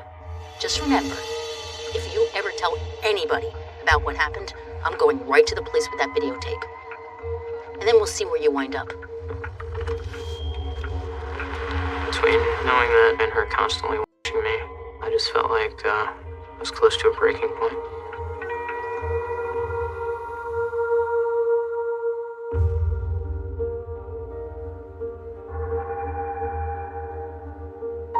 I realized Judith was just manipulating me into whatever she wanted me to do. And I started to question whether my dad actually had cancer or not. I began having nightmares about my father about every night. I contemplated suicide a lot. I tried to commit about 27 times, from pills to jumping in front of a train. It was the guilt. I didn't want to live knowing I'd killed my dad, and just didn't know how to get it off my chest. I would sneak out of the house at night, lay on the tracks, and wait for a train to come by. I always got out of the way at the last second. I couldn't do it.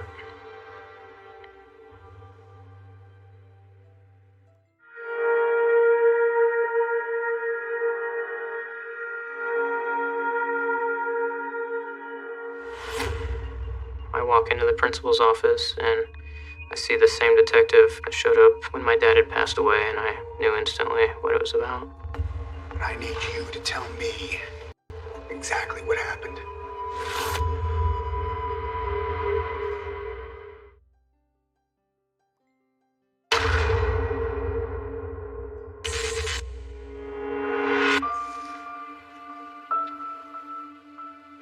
This would be my English report. As a senior, we were giving a writing assignment to write about something that nobody else knew about. Our English teacher was very specific and said it was for her eyes only, and she wouldn't be telling anybody else. I decided to write about what actually happened to my dad. Yes, I did kill him, but not the way everyone thinks. I'm so sorry, Dad. I hope you've forgiven me. I don't know if this is 1,500 words. I'm not going to count them. I trust you, and I think you'll do the best thing with this. Please forgive me. I'm really not a bad person. It was all Judith. I'm glad I wrote the essay. I don't know if I could have ever told somebody face to face.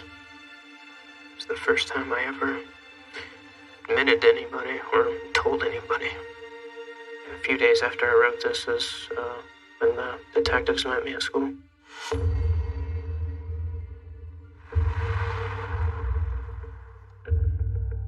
Have a seat, Corey.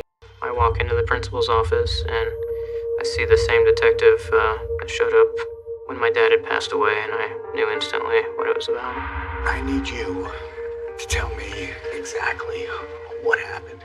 They asked me if I had some information about my father that I'd kept a secret for a long time, and I told them I had. It wasn't an accident. I told them that Judith forced me to shoot and kill him. I told them everything. How Judith told me to set things up, how to dial 911, and what to tell the cops when they got there. Judith said he had terminal cancer and wanted to go out on his own terms.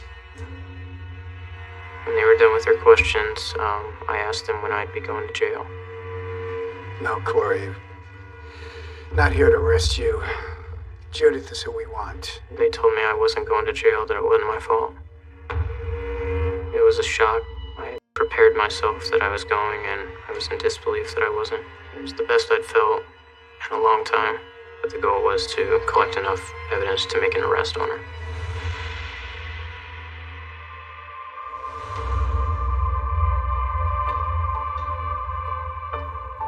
It was such a relief. That felt great. I felt like a new man. I no longer had to, look over my shoulder or worry about anything. I was pretty much living carefree, and it was great.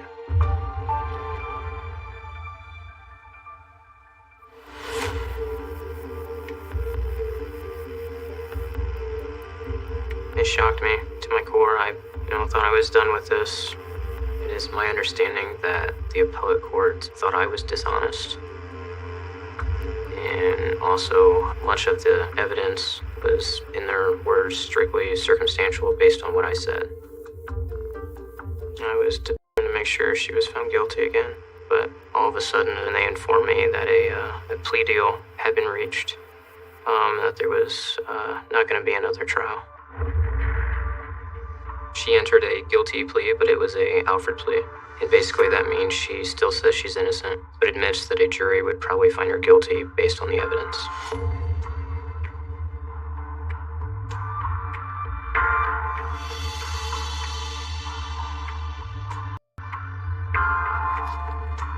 I still can't, make sense of the fact that she's going to be out in a few years. 10 years, a slap on the wrist compared to life. She got away with the murder of my father. When she gets out, who knows what'll happen. I think Judith probably has a revenge plan.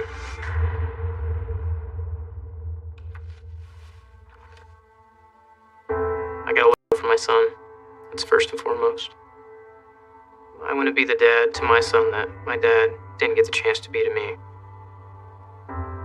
It's taken a long time to feel forgiven by my dad. I at least hope I am. I think he'd be proud of me. But I still have fighting to do. I still have people to protect. Still gotta make sure Judith doesn't get to do this to anybody else. I never get to rid myself of her. I just don't know what else I'm supposed to do to be done with her. Life's not fair, but I don't know why it had to be me. I wish it wasn't.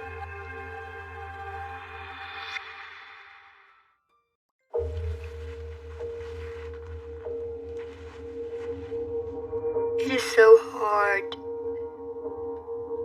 to know that my daddy murdered all these people. My heart is breaking. I feel so ashamed. I just can't believe my daddy took so many lives. So many lives. My daddy told me that there were a lot more, but nobody would never find him.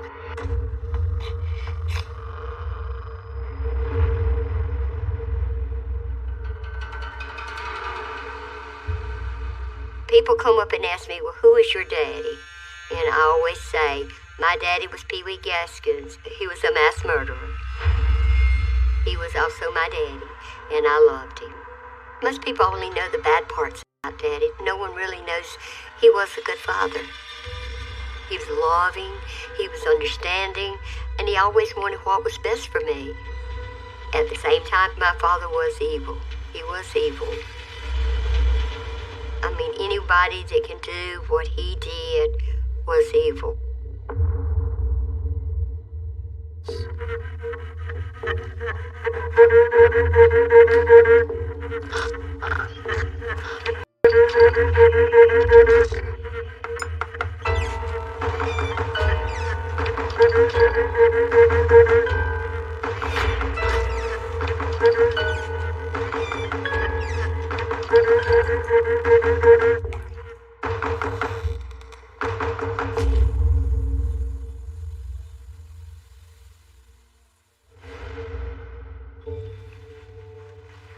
This is myself when I was about 6 years old.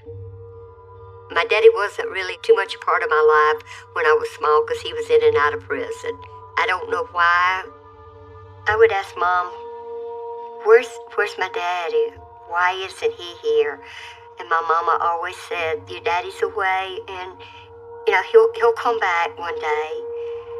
But she never told me that my dad was in prison. She never told me any negative about my dad. I was very happy at this time, very happy. I never dreamed I would have to go through what I did.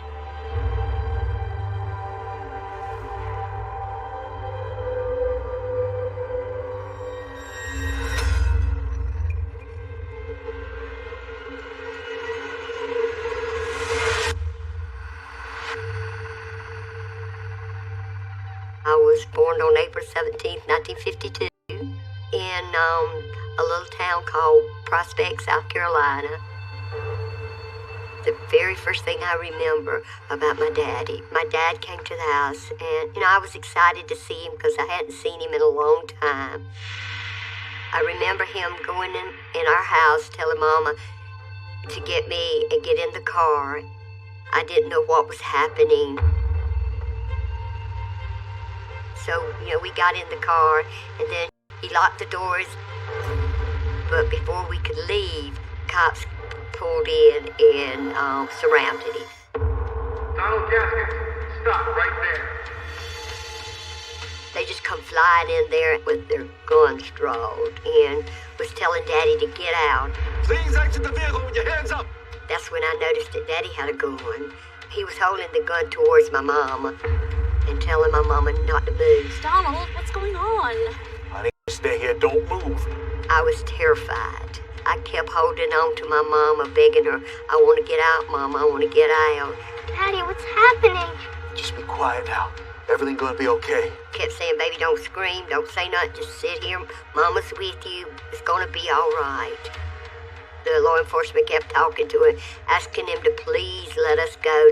And, he kept saying, no, I'm not gonna let him go. You tell me I can leave. You gotta trust me. Your daddy ain't gonna let nothing happen to you. Finally, after a couple of hours, he did let me out. He released my mama.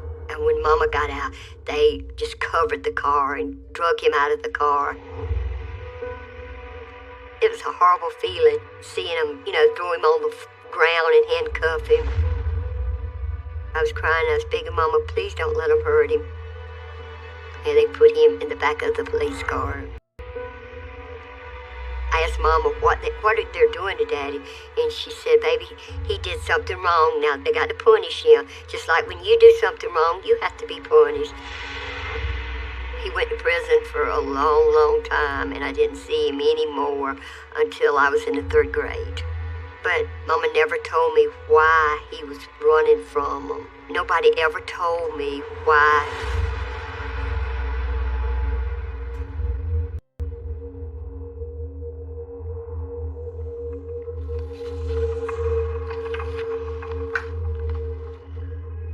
lot of memories behind this picture. This was the year that the children was picking on me and making fun of me because I didn't have a dad. But then my dad got to come home. I was so happy that my daddy was back. I could go to school and tell everybody, hey, I've got a daddy now. But, you know, they still picked on me and they still bullied me. I remember one specifically day that my dad and I was outside playing ball, and I was really upset because the kids had been really, really mean to me that day. Honey, is there something bothering you? No. He kept saying, what's wrong? And I'd keep saying, nothing, Daddy. I didn't want to tell him because I didn't want him to feel bad or anything. I know when something's bugging you, and I think this is the time. It's the other kids at school. Said people's making fun of me at school. They're picking on me, making me cry. He said, wait just a minute, baby. He said, we'll fix that. You wait right here, okay? Got just the thing. So he went to the car, and I remember him coming back, and he had a loaded pistol. You take this. What's this for? And he gives it to me.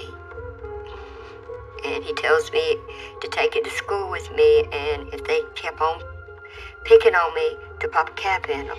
Next time those kids bug you, you show them this piece. He showed me how to release to safety, and he said, just point it and shoot. He just told me to go hide it, and don't tell my mama.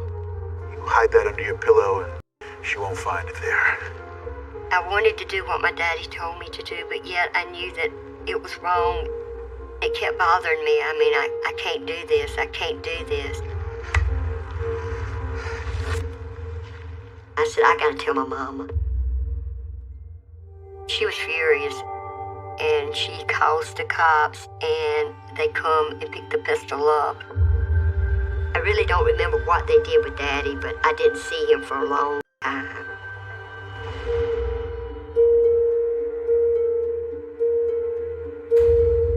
He got out of prison when I was 15. I was married, and I was fixing to have my first child. I thought, well, maybe he's changed. He's going to stay out this time. But that's the very first time I've ever seen my daddy do anything to hurt me. I've always loved pets. I've always loved animals all my life. I did have some cats. Tabby! I never put two and two together that, he was killing them. But every time he would come, my cat would disappear. Tabby, where are ya? We couldn't find him. Have you seen Tabby anywhere? Afraid not. I was sad, but he said, they don't need to be in the house. Animals are supposed to be in the yard. That's so strange. She hadn't been around all day. Why do you care? Daddy didn't like animals, and especially cats. He could not stand cats. Probably outside where it belongs. But I didn't know why my cats would disappear till years later. Now, as I look over the years, it could have been that he just needed to kill that cat instead of going out and killing somebody else.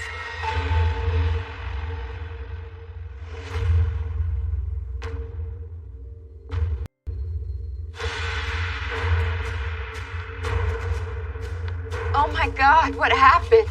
People started coming to the house and just disappearing. They never was seen again.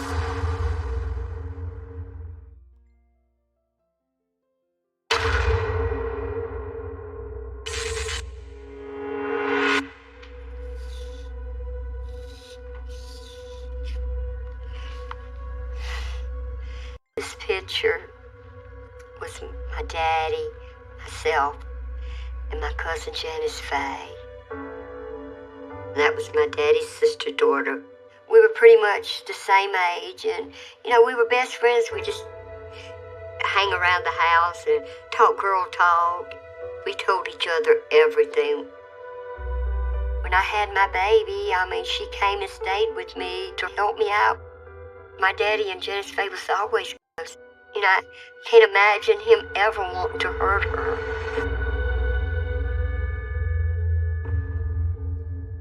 one afternoon, my Aunt Inez and Uncle Lamar came to my house, and they asked me, had I seen Janice? Was she at my house?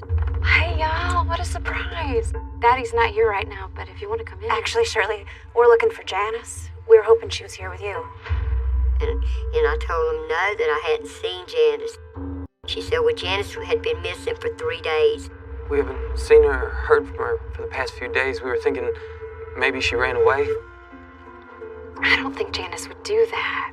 Her friend Patricia was missing with her. They were both missing. I was worried because, I hadn't heard anything. You'll let us know as soon as you hear from either of them, right? Yeah, absolutely, yes.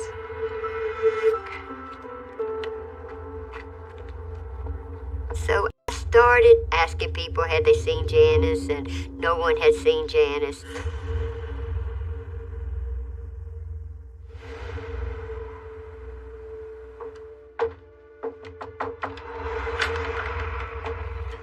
Hey, honey.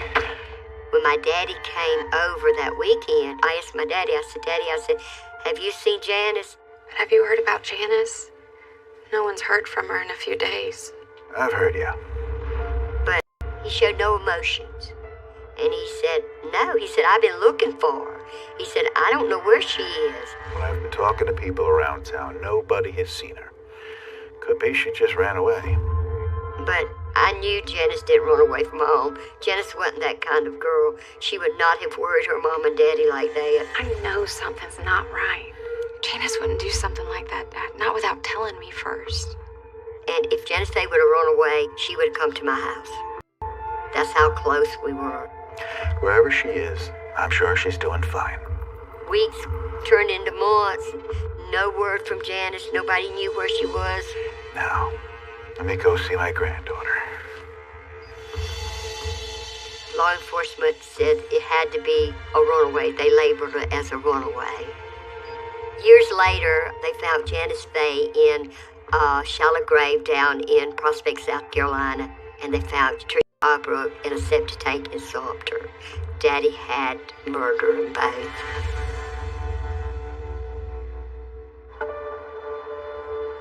At this moment, just looking at my daddy and Janice Faye, it makes me angry.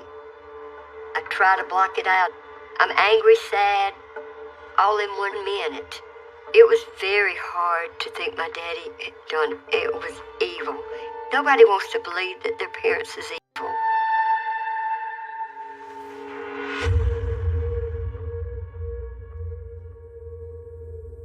We moved to a little place called Roper's Crossroads, and I had 2 more children. Daddy was living in Charleston this time. That's when all the people started disappearing. One afternoon, Daddy came to my house, and he brought this woman and baby, which was Doreen and her daughter Robin. They were friends of my daddy's. Hey, Shirley. Can I ask you a favor? I fixed them all something to eat, and he was telling me his house had just burnt down, and he said he had nowhere to stay at the time. Well, Doreen and Robin are in a bit of a tough spot right now. They need a place to stay. I didn't have enough room for everybody because my kids shared 1 bedroom, and there was my husband and I. I don't know. I mean, the kids are already sharing 1 room. I don't know if we've got the space for 2 more people. I told my daddy that I just did not have room for Doreen and the baby, that there was just not enough room. Yeah. Okay. He said, well, go ahead and give Robin a bath and put some clothes on her. I'll take her and Doreen to a friend's house, and they can stay there until, we can do better. You go get the baby cleaned up. I'll talk to Doreen. Okay. I put her in the bathtub and dressed her in my daughter's little pink sunsuit.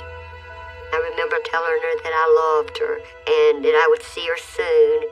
Doreen gave me a hug, and I told her I was sorry that I didn't have enough room, and she said she understood. Her and Daddy left.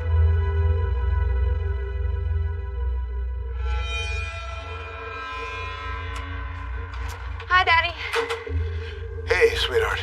And he was gone for about 2.5 hours, and when he come back, I said, Daddy, where did you take Doreen? Did you find a place for Doreen and the baby? Yep, we did. He said, just to a friend's house. I said, well, who was it? Which friend? No one you know. Oh. I was raised as a little girl. When an adult tells you something, you accepted what they said.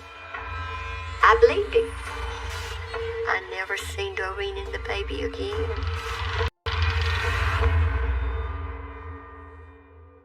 This is Doreen and her baby Robin.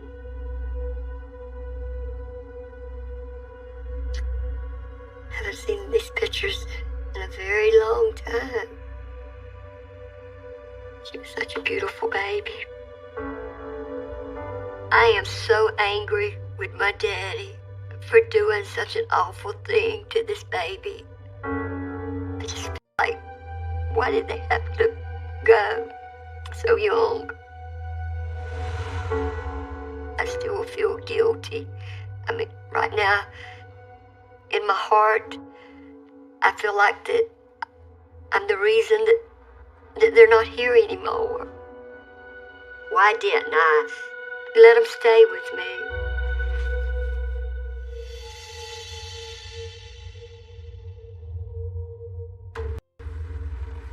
Late one night, my daddy came over. Oh, hey, Shirley. I went to give him a hug, and I seen that there was blood all over his hands. Oh my gosh, what happened? I mean, there was a lot of blood on his hands. I mean, his hands was covered in blood. And I said, are you hurt, Daddy? And he said, no.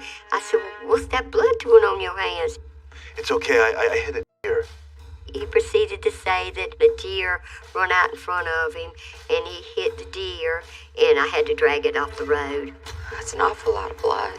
Yeah. Guess it was dark. So dark I didn't see it. And around where I stay, deer run out in front of you all the time, and I have hit a couple myself. Well, do you want me to wash those for you? No. I'll take care of it at home. He said, I got to get back home. I got to work in the morning. I'm going to throw these clothes away. Oh, well, let me walk you out. Okay.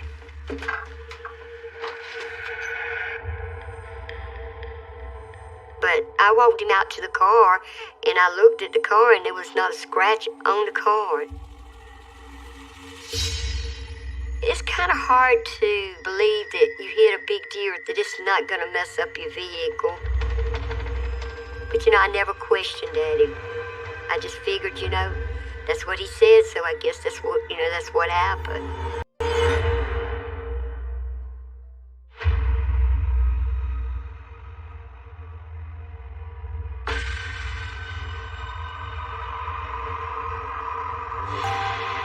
I asked my daddy, why did he do this? And he would say that every so often he just had that urge to see blood. He had to see blood.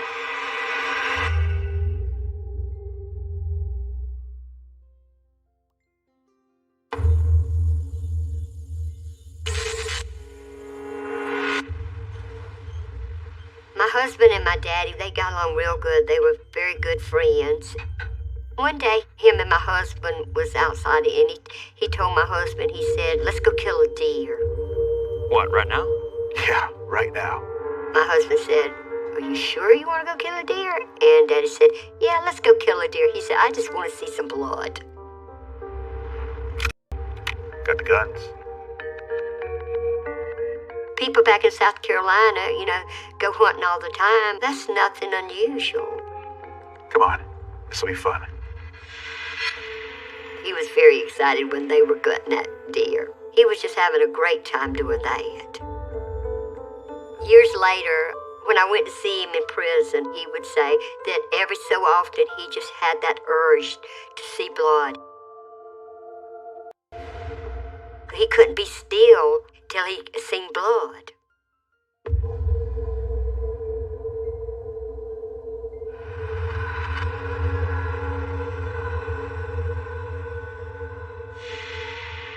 Walter Neely was my daddy's best friend, and Walter used to come down to my house with my daddy a lot. Well, it was one night, Daddy and Walter came up, and these two boys came up with them. Johnny Knight and Dennis Bellamy, they were half-brothers. I'd never seen them before. I didn't know it at the time, but he had a theft ring going on. They would steal the cars and bring them to my house and hide them.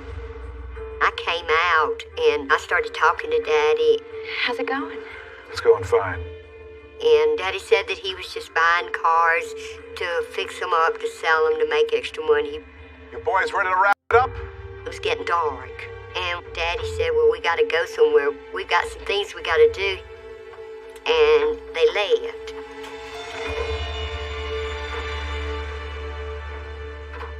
Later on that night, maybe about 12:30, Daddy came back by the house.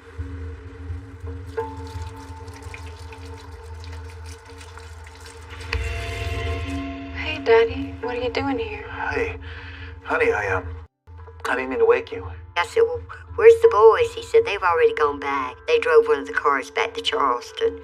I remember seeing blood on his hands.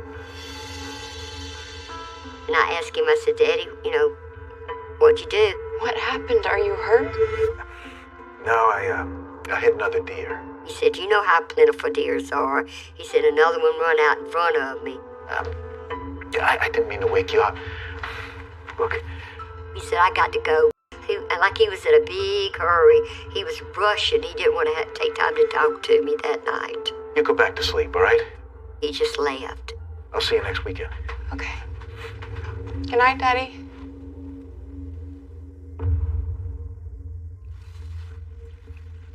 Johnny Knight and Dennis Bellamy. I never seen these boys again. Daddy never said anything about them. They found them in a shallow grave in Prospect. But at the time, I wasn't suspicious, because a lot of people came and, would leave and, I would never see them again. So, I really wasn't concerned or anything because I just figured, that they went back to Charleston.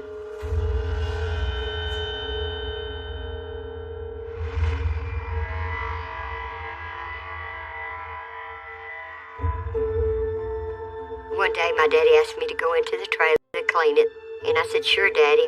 I didn't go in the trailer maybe 2 or 3 times the whole time that it was there. I go in there and I dust and I wipe stuff down. I opened the closet to put something in the closet, and that's when I found the shoes. And it was a great big old pair of brown and white Oxford shoes. It kind of puzzled me because my daddy had a very tiny foot like I do. I said, no, I know they can't be Daddy's. Daddy's foot's not that big. I knew they were not my dad's shoes. Later that night, I asked him about the shoes.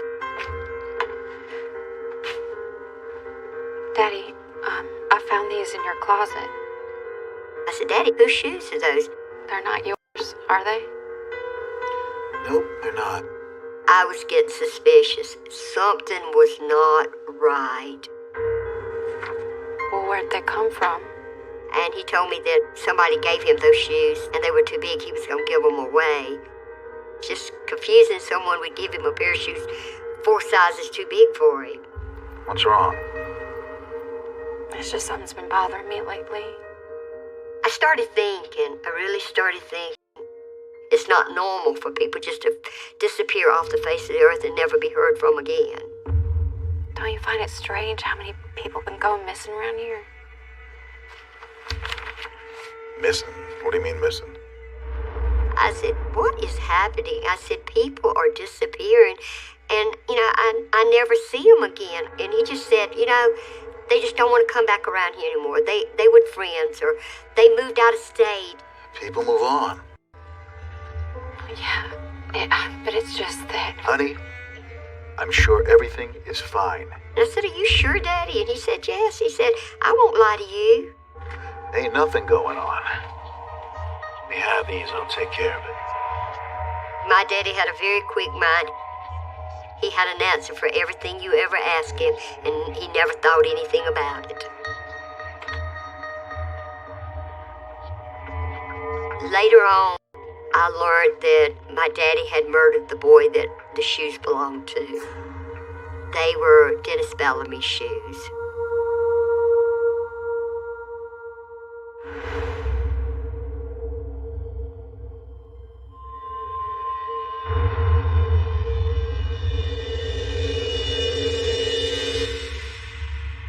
I kept saying, no, it can't be her. It can't be her. Please tell me it's not her.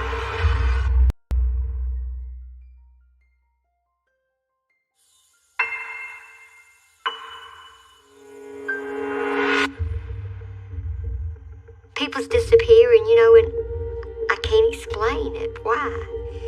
And it's happening so much. I started thinking, I guess, a little bit more and wondering. One day my daddy came up and I saw a lady and her daddy was standing up in the yard talking. Walter Neely, my daddy's best friend, was there. I'd never seen the woman before. I came out the house.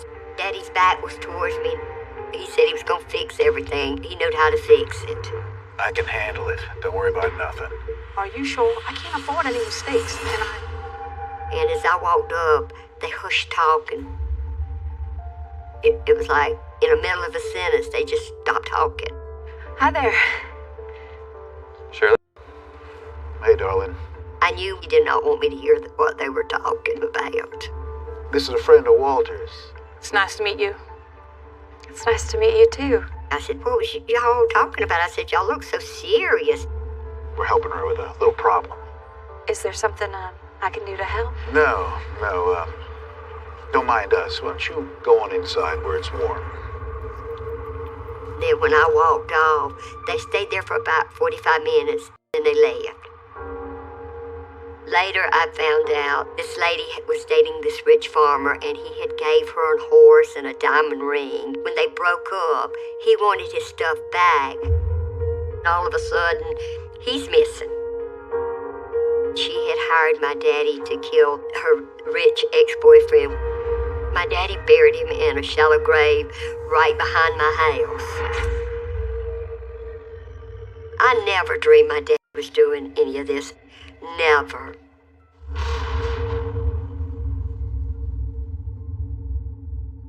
Kim Gillikin was a little 13-year-old girl that, this is very difficult to talk about her, I guess. I'm sorry about all of them, but she was a very special one, very special. My daddy brought her down to the house and said that her mom had died and she didn't have nowhere to stay. And he asked me, could she stay with me for the summer? And I really liked the little girl. She kept saying, please let me stay, please let me stay.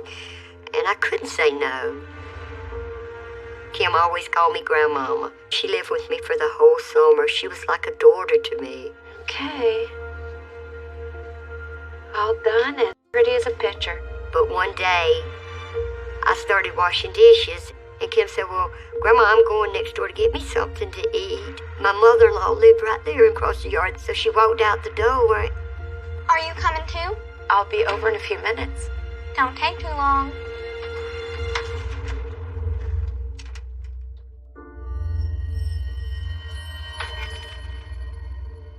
About 15 minutes, walked over to my mother-in-law's and I asked her, I said, where's Kim? Have you seen Kim? What do you mean? Well, she said she was coming over here for dinner. She said, Kim's not here. I said, what do you mean Kim's not here? She left the house about 15 minutes ago. I haven't seen her all day, Shirley. I was freaking out. I was scared. I was nervous. Well, you gotta find her. It was like she just walked out my front door and just vanished into thin air. And so that's when I called my daddy. I said, Daddy, have you seen Kim? Daddy, I need your help.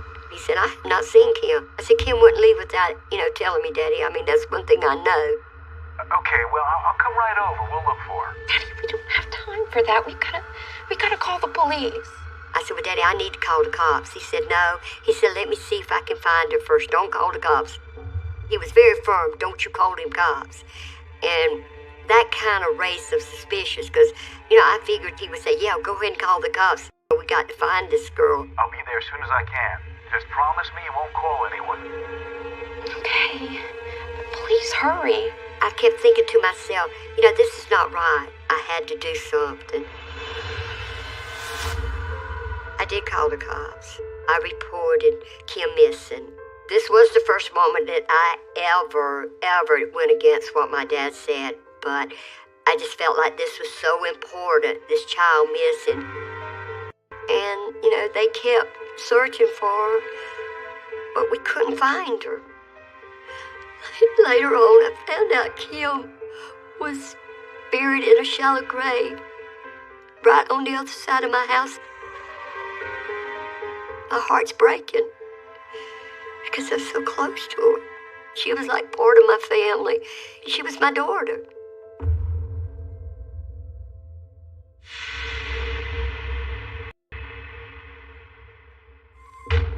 A couple of days later, we were all in the backyard, stacking our wood for the winter, and we heard a bunch of car doors slam.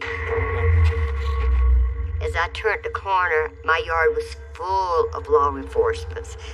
They were everywhere.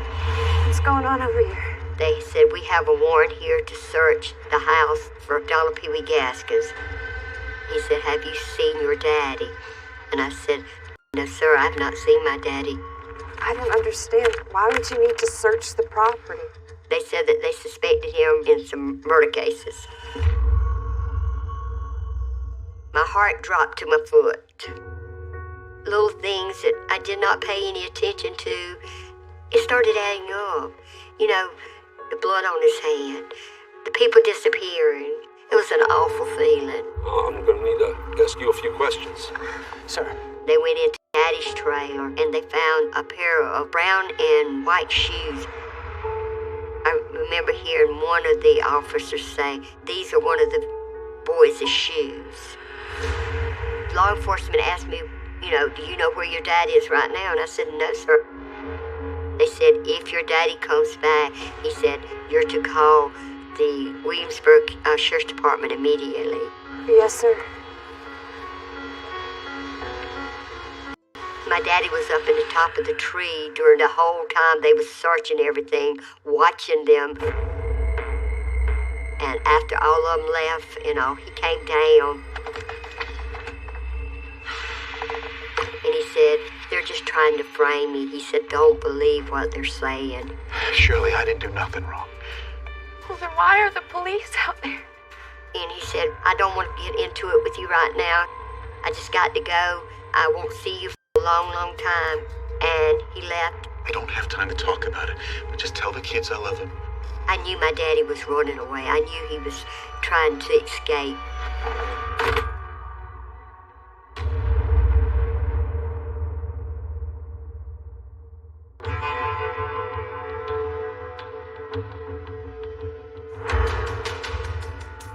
It is so hard to know that my daddy murdered all these people.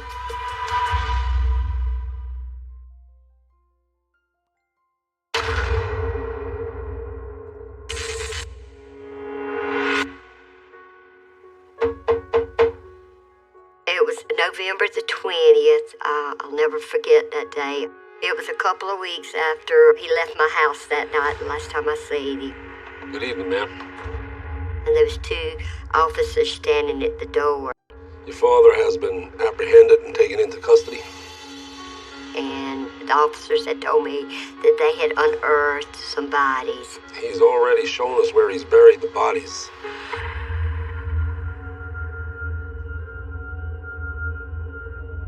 I was done. I couldn't think straight. I was crying. I was beginning to realize that this was for real. I remember just starting to cry. It was the hardest thing in my life, I think, to really, accept the fact that my daddy was killing these people.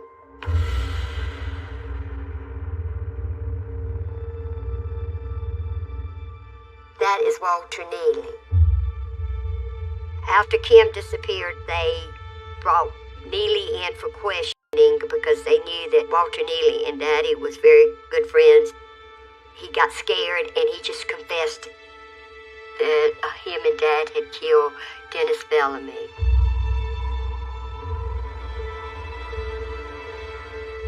They arrested my daddy trying to flee out of Sumter in a taxi cab.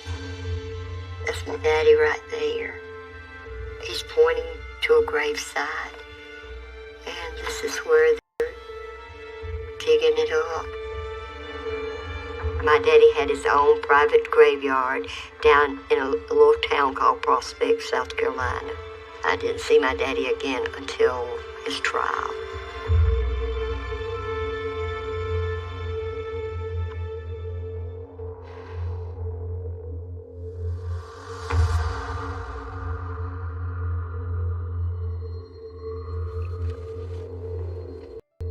This picture is where they were taking my daddy into the courthouse to be tried.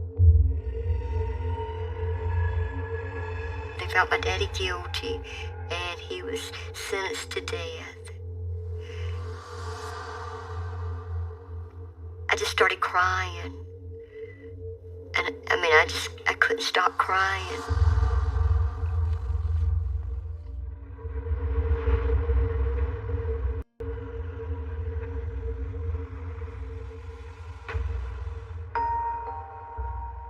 My daddy told me that there were a lot more, but nobody would never find them.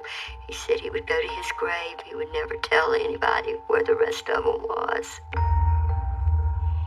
The only one that he ever told me that he was really sorry about was my cousin Janice Faye.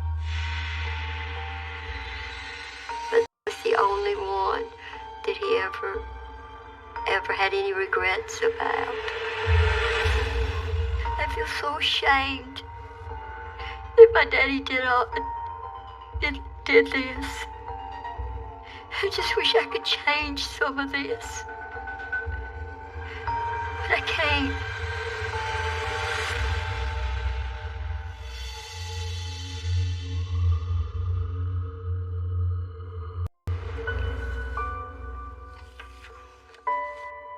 The last day that I got to see Daddy on death row, I told him I loved him very much and I would always love him. And he said, "How can you forgive me?"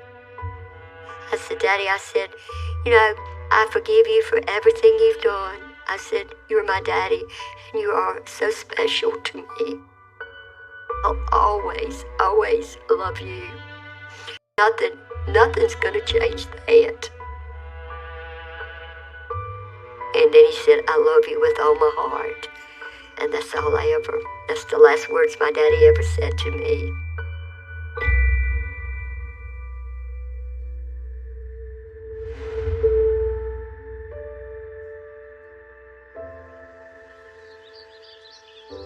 Every time I tried to talk about it, I would, break down. But I went to a therapist, and once I got it all talked out, I finally started to heal.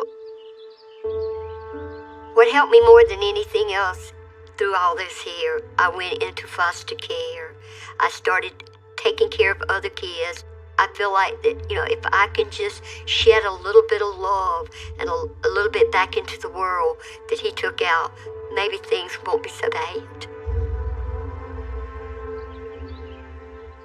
I know that he was an evil person. Anybody that can do what he did was evil. But you can't just turn love off and on like a spigot. You love somebody, you love them. And nothing will ever change there.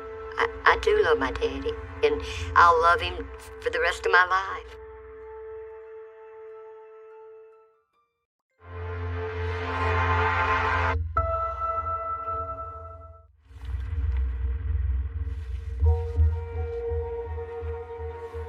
He's changed so much. It's hard to see what he's let himself become. But to be honest, I would almost not recognize him. And it's sad. Because he was so much part of my life. When I think about him now, it's like an empty hole. I know in my heart, before they put him to death, I need to face him one more time and ask the truth.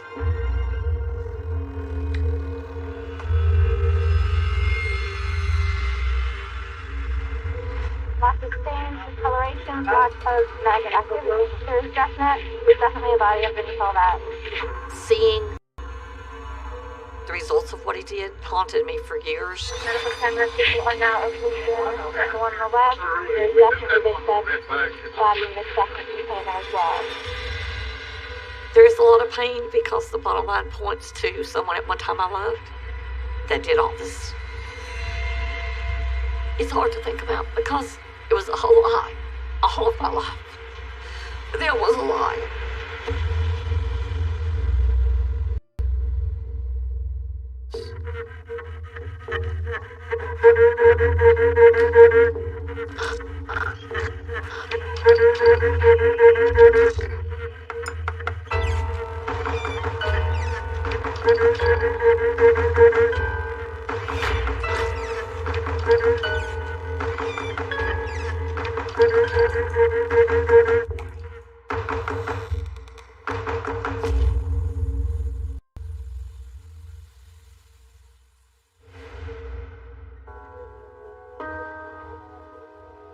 Howard and me were raised as cousins. Howard's mother was married to my uncle, Sam Thomas. So Sam kind of played a dual relationship in our life. He was my biological uncle, but he was also Howard's stepdad.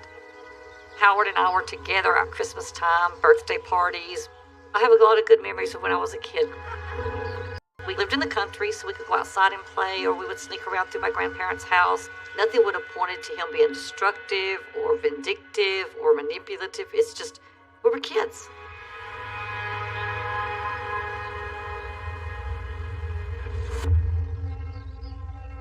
We were around each other to about the time I think Howard was in high school when his mom divorced my uncle.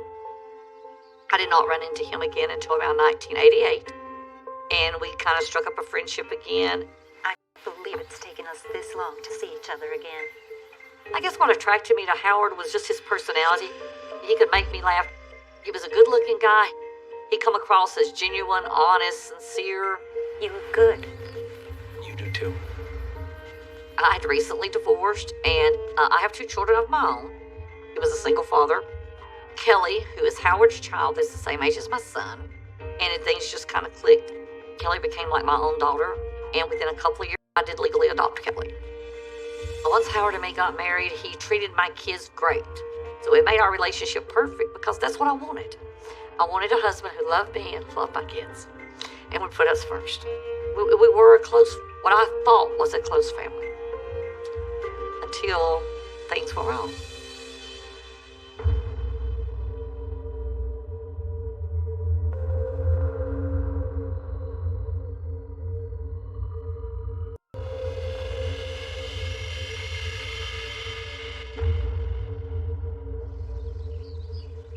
Howard's first wife was named Deborah Weinecker. I was told they were, quote, true love, but I never met Debbie. Debbie had already disappeared. I was visiting with his aunt, and she was the one telling me Debbie's disappearance was still a mystery. She was there one day and gone the next. When Debbie left Howard, he took it so hard. According to Howard, everything was great, and supposedly she vanishes from her house one day. He didn't tell me much. He just said that she left him and the kids one day. He never saw it coming. No, nothing. All of her personal belongings was supposedly gone. There was no hospital records, no police records, no nothing to even trace her anywhere. No use of credit cards, no use of her driver's license being seen, nothing. I never understood how someone could just walk out on their whole family. From Howard's explanation, Debbie just walked off. We trusted what Howard said. From Debbie's family, they suspected that Howard had done something. They feel that he killed her and disposed of her body, well, they'll never find it. When I asked him what happened to her, he said, I come home one day, she was gone. He said, I have no reason to lie to you. He said, she was having some issues. Apparently, she just wanted to take a break for a while. And that was his only answer, was that she just decided to take a break. She just took off to get away from everybody. And, by then, I was in love with him, so he wouldn't lie to me. To this day, her family still believes she was murdered. And I'm sure he killed her. Why he killed her, I don't know.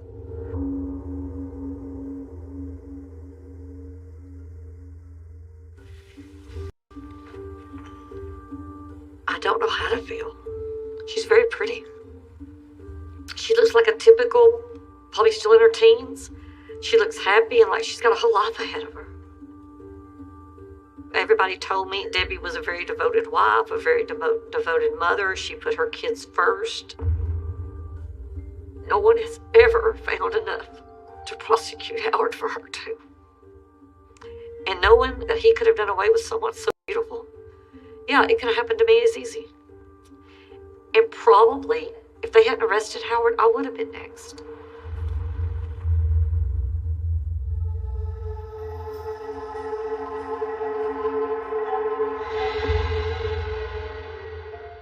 When you look back at stunts he pulled, it's like he had a pattern of wanting to commit fraud. Howard came by to visit me at work one day around my lunchtime and asked me to come inside, where he showed me that my van had been wrecked. Oh my God. The story was that his daughter had decided she wanted to learn to drive, and she drives my car down the road and puts it in the ditch and takes the whole side out. Is she okay? Yeah, she's fine. He told me that he had talked to Kelly about what had happened to my van, that she was real upset about having tore up the van, and we should just let it go and not upset her anymore. So I let it go. But I go back and I think, my car, it was more dented, like someone had actually hit it with an object. He took the initiative to call the insurance company to set up the adjustment and have it all taken care of. Hi, honey. We have not received that check for the van. This is just ridiculous. They gave a check. He wanted me to hold the check for a while and not do anything. We already got that check. I think he thought I would just sign the check over to him, and he would take the money and do whatever he wanted. What'd you do with it? I insisted that we had to have a second vehicle because of my schedule, so I took my check and I went and bought me another car. You can't just go out and buy a new car without talking to me first. He was very upset that I would not split it with him, or I would not wait several days to get a car. We were supposed to discuss what we were going to do with this money. I wasn't being fair to him. He should have part of it too. And if I'd have waited like he wanted, that money wouldn't have been there the next day. What he wanted the money for, I don't know. Howard, you are overreacting. At the time it was happening, it didn't dawn on me, but the patterns were there. It's just something, because I thought I was still in love with him, I didn't want to see.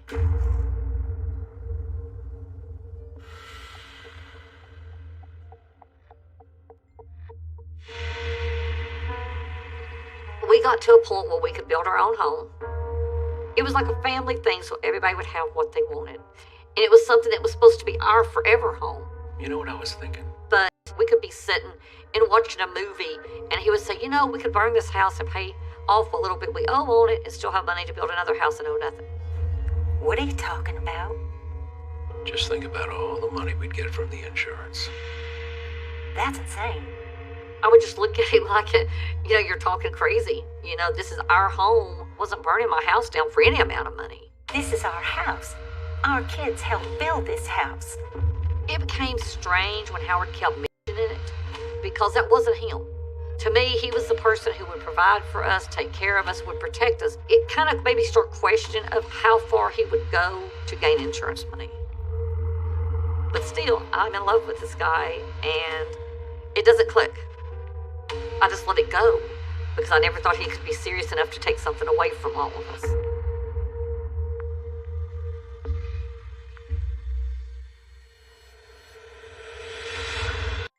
And people may think I'm crazy, but I can't let myself be scared of him. And I won't let myself become his victim.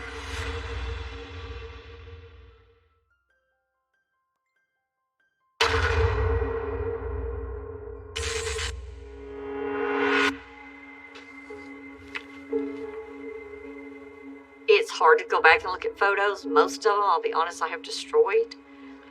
During this time, he was very easygoing, happy, It's like everything was going perfect. I figured we'd be together forever. It's hard to believe when I look at this photo that he's the same person who told me that he killed people. The man in the photo is the one I fell in love with. I really just don't want to see that part of him. That part of who he made me think he was, when in truth he wasn't. All those years were wasted. To where I thought my life was happy and everything was right. And then it would turn upside down and made it a whole lie.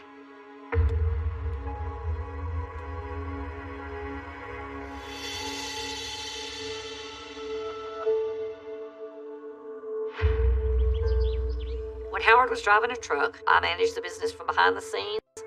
We trucked from one border to the other border, from north to south and east and west. He would be gone like Monday through Friday. He could be gone weeks at a time, especially if he'd done like a California-New York run. Normally I would book our runs, but Howard started having a change in the way he wanted to do stuff. Hey there. Hi, honey. He all of a sudden took over getting his own loads. He portrayed it as a whole lot easier, less time-consuming manner than what we were doing. How did your trip? Everything go okay? Everything went great. I even picked up a little something for the kids. But I couldn't track him. I could only go by where he told me he was, and then when I got the paperwork, where he said he was did not match up. St. Louis. I thought you went from Texas to Florida this week. When he was telling me that he was places and he wasn't, the feeling was kind of strange. It was like, okay, something about you and your story's not right. You're hiding something. But he always had a reason. Well, finished up the job a day early. I figured I'd take a ride to St. Louis. No matter what I asked or how I asked it, he had his smooth answer where it all made logical sense. Maybe his trucking was part of a double life. He had his family here and he had a different life than what he had with us when he was with his truck.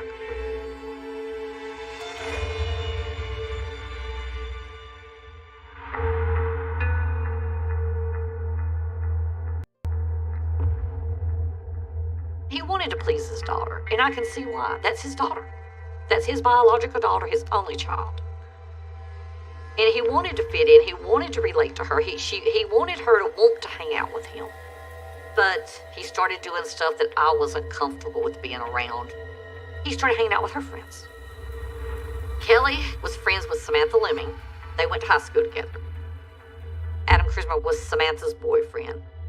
Howard was constantly taking Kelly and Adam and Samantha to the store. If they wanted to go out drinking, he went and got the beer. He just got more involved with wanting, at 40-something years old, of wanting to be a teenager again. And that's what he did.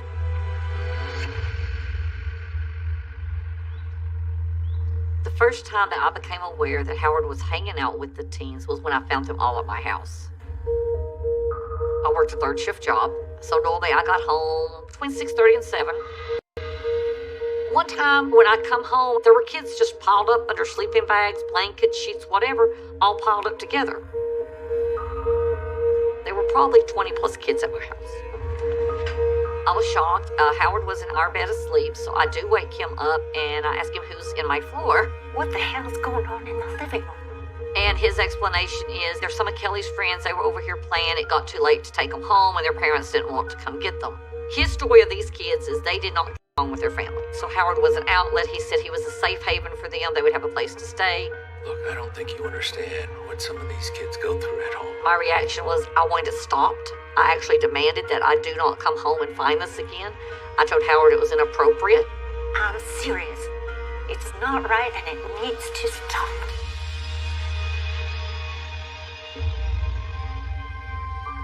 But several times I would come home at night and you would see like snack papers laying around or my garbage can would be running over from so much in it. So I know that the kids were still coming. That's not kosher. There's more going on because 15-year-old kids, they don't hang out with a 40-year-old man. I don't care if they were friends with your kids.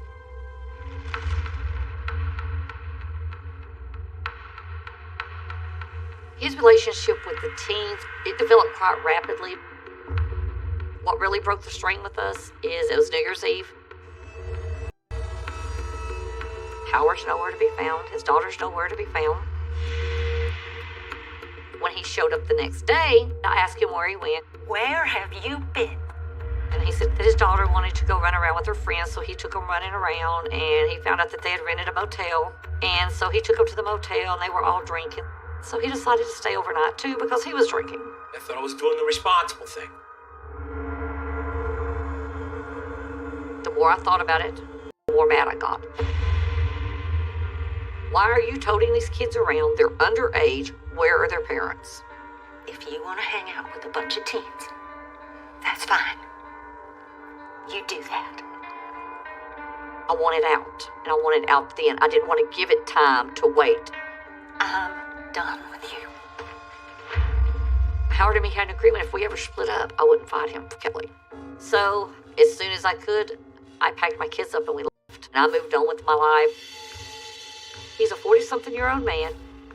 You're messing around with people's kids. If everybody else comes first, then I don't need him because he's not putting his priorities where they need to be. We still remain friends because I wasn't angry. I didn't hate him. It's just I wanted my life separate.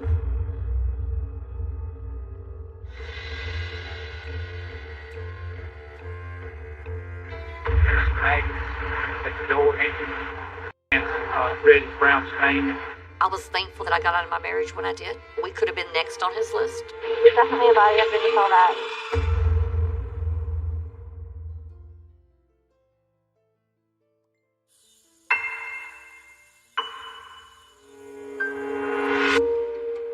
Sam Thomas was my biological uncle, but he was also Howard's stepdad. And we hadn't talked to him, I guess, in a few days. So we tried calling him on September 3rd, and we rang. He didn't answer, so the next day we tried again, and rang, nothing. The next day we're still calling early in the morning, still no answer. Nothing. Now, him not answering my phone calls didn't bother me too much until it went on for days. Something wasn't kosher. Howard knew that we were looking for Sam. Hello, Howard. Hey, Wilda. Have you talked to Sam lately? He said he had been up at Sam's house and Sam was fine. Yeah, I saw him a couple days ago. Everything seemed fine. Howard said, I think Sam took a trip and that Sam had mentioned something about an RV. You know, I remember him saying something about buying a camper. He did? Yeah. Don't worry about him, he's okay, kind of passed it off. So it was like Howard was making excuses at a point for us not to go up to the house. Sam can take care of himself. He's gonna be just fine. Okay. But for him just to up and go without giving, somebody the heads up that he was going, it really didn't make sense. So after not being able to reach him for several days, we knew he had some health issues. Nothing major, but we still wanted to check on him. So I told him I'm going to drive up to the house and see what's going on.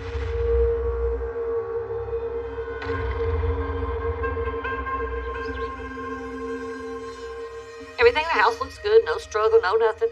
We looked around the house, his bed was made, everything. Nothing looked out of place. His furniture was there, his clothes was there, and Howard was with me.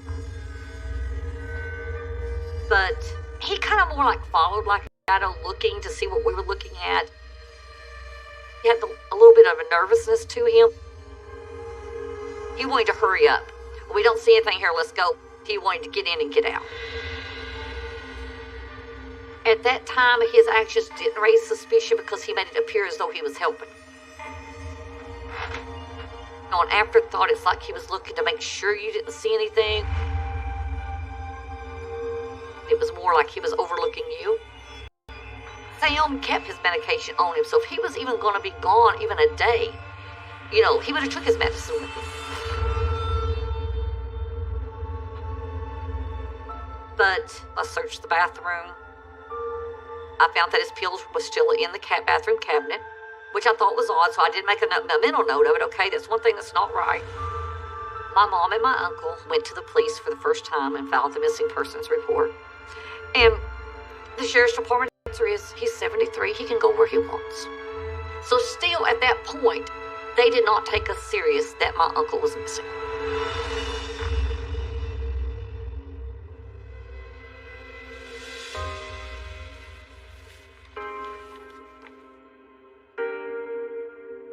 We made our own wanted posters with one of the few pictures we had of Sam, because Sam wasn't much for having his picture made. And we took these pictures all over North Georgia, all over Chattanooga, Tennessee. When Sam disappeared, Howard was very supportive in trying to help us search. He agreed to put posters up. He agreed to, help in any way he could. I honestly thought he was concerned, so we hunted and we hunted.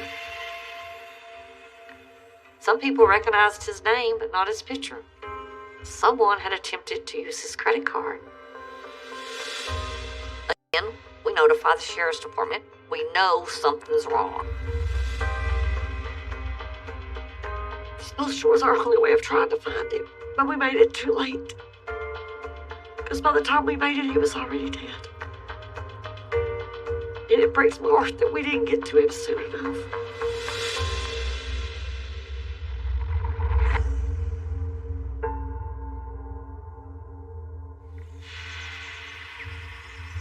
Able to get on the statements which showed the credit cards being used at certain places and asked them to pull the video. It was Howard and the teenagers with his credit card. I was shocked to see that it was actually Howard using the credit card. Have you been using my uncle's credit cards? What? Don't lie to me. Howard claimed that Sam had given him his credit cards because Sam was holding cash for him. It's complicated. Howard supposedly had $5,000 Sam was holding for him.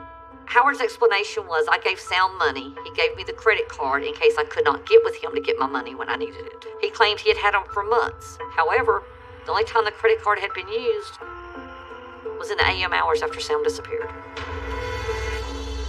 That don't make any sense. That was a big red flag. Okay, what do you know? Where is Sam? And still his story was Sam said he was going out of town. Look, I'm done talking to you. I think you should go now.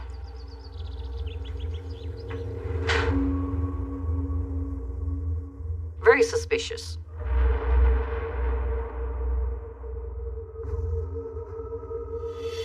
Okay, this is the entrance.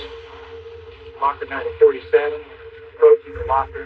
This is the raw video. Nothing is going to move. They called me and told me that Howard had been arrested and that I needed to come up there. They informed me that I need to go see the Johnson City Police Department before I do anything else. There's a bag at the door entrance and red brown stain. So I drive to Johnson City. I have no idea why he's been arrested. We have a hospital glove here behind the car next to the back wall. One of them goes, oh, we found the bodies. I said, oh, wait a minute. You found my uncle's body? The guy goes, no, we found some bodies. We don't know if his body's there. They were in a storage building that belonged to Howard's mother, Betty. Number 1, shoe print on car corner. Number 2, tools under tarp, hammer, hatchet, and scissors. Hearing that they had found bodies in a storage building that I know that Betty had, it made me sick.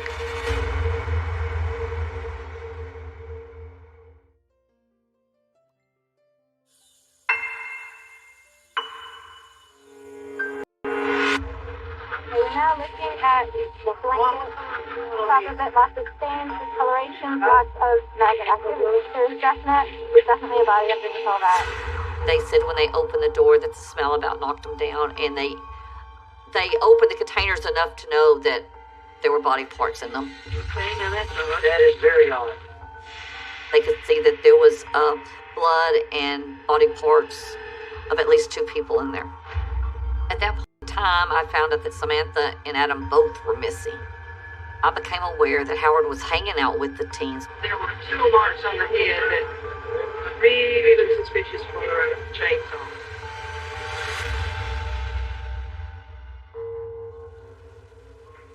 I talked to some other officer. He said, we need you to do us a favor. Do you mind wearing a wire and going to Betty Willis's house? That's Howard's mother. Howard isn't talking and we need more information. I wanted to go back in the jail and talk to Howard, and I told them I would wear their wire if they would let me get back in the jail and talk to him. We just need any information you can get.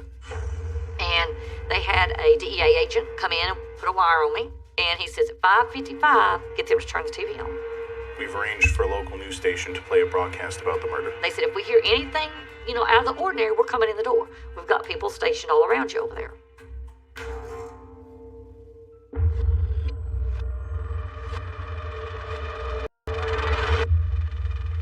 When I went to the house, his Aunt Marie answers the door. Who is it, Marie? It's okay. It's Wilda. As soon as I enter the door, she reaches behind me and deadbolts. They never lock their doors. Something isn't right. People who never lock their doors don't all of a sudden deadbolt their doors. They were both nervous. They were antsy. They're talking around in circles. You've got to go see Howard. You've got to help Howard. You're the only one that can help Howard. I'm like, let's watch the news while I'm here, see what's going on.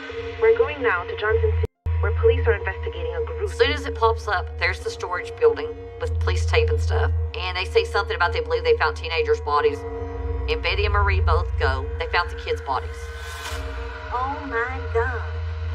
And I look at them, I said, what are you talking about? She said they found Samantha and Adam's body. And Betty goes, that's my storage building. They found her. I'm like, wait a minute. I'm nervous. I'm sitting there keeping eye contact the best I can because I don't know who's involved. I don't know who's done anything.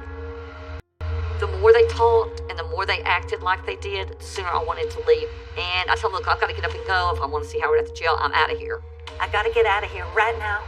So I get ready to leave. This is the scariest thing that ever happened. Both Marie and Betty jump to their feet. Betty right in front of me, Marie to the side of me. And they yell, you're not going anywhere. Hold on. Betty's known to carry a gun. More than one gun. When Betty leaves to go in the other room, it's going through my head she's going for that gun. So then I'm panicking. Because I'm like, they're going to kill me now. This is it. So I'm edging my way to the door, which is only a few feet from me. But I know the door's locked. So I've got my hand behind my back trying to undo a deadbolt. And it doesn't want to unlock. And even though the police said they could get to me, I'm in front of the door. I later learned from the police that they were fixing to kick the door, but when they realized I was trying to open the door, they held back. And Betty was back in there with money in her hand. Here, can you take and give this to Howard? When Betty walked in there with money in her hand, I was shocked, but I was also relieved because it wasn't a gun. Promise me you'll do something for him. I promise. I thought she would kill me. So I thought she figured they had said too much. They tell me good luck and they hope I can talk to him.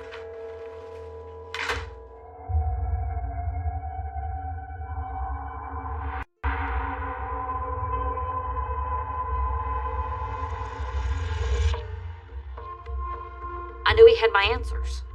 And I felt that I could get the answers from him because I knew he was desperate. And his first words are, you're too late. Too late for what, Howard? He's not angry. He's not raising his voice. They found the bodies. Whose bodies? And he's going, it was on the news. I'm like, what was on the news? He said they found Adam and Samantha's bodies. Start getting him to tell me what happened. He tells me he blew Adam's effing brains out. Did you kill him?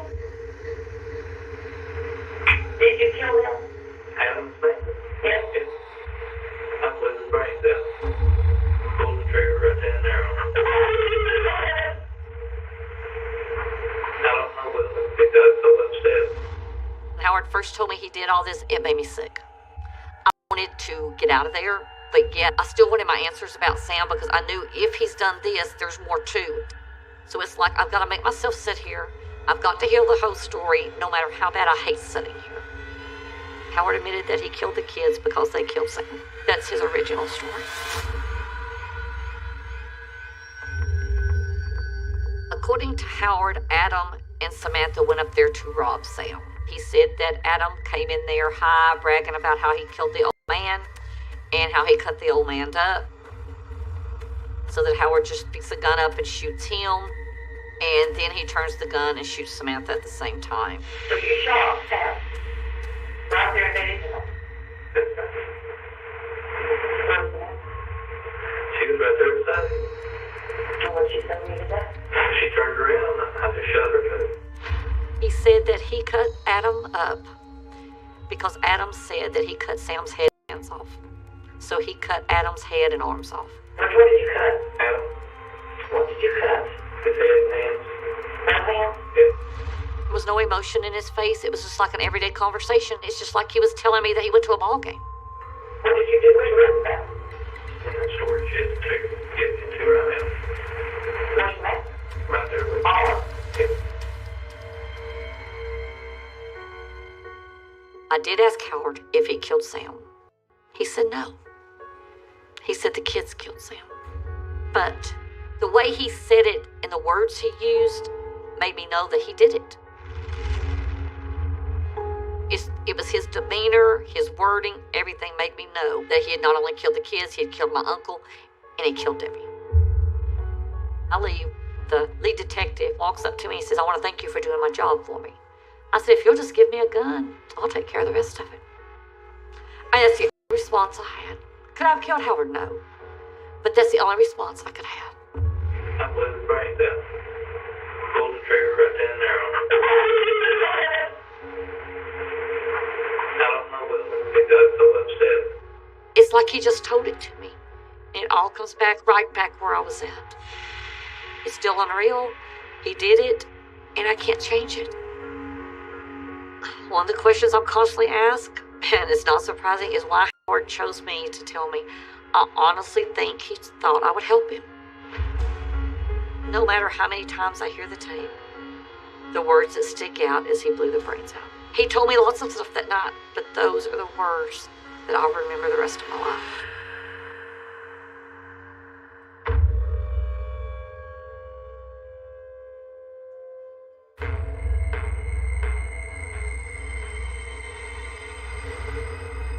I had a little disposable camera to make pictures. When the pictures were developed, they had skulls in my pictures in various places.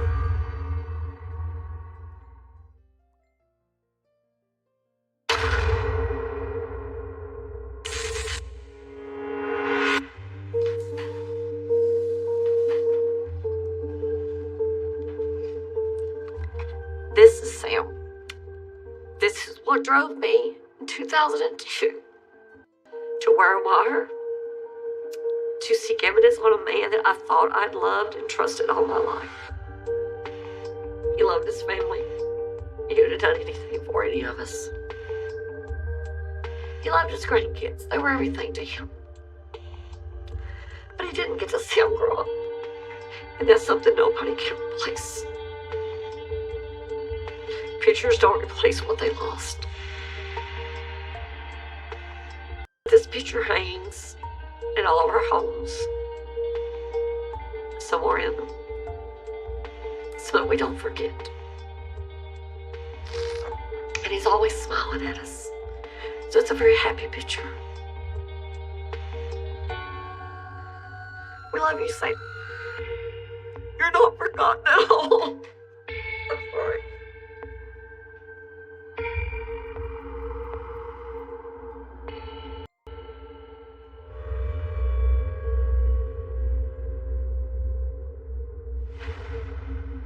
Howard had given me information that night in that interview of where I could find Sam. He tells me that Sam's body is up on Lookout Mountain. So he gives me various places on Lookout Mountain to go the next day. We had some of the Georgia State Patrol, we had Walker County, so we all go to the mountain. We searched most of the day.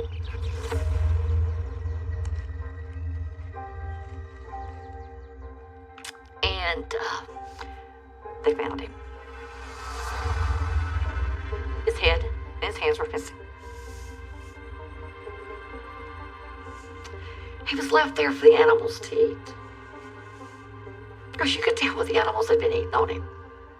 But we knew it was him. But still, we were missing part of him. And I had to have all of him. My feeling is I had to have Sam all together. I couldn't bury him without all of him. You can't bury somebody twice. So we couldn't put it to rest until we had him all.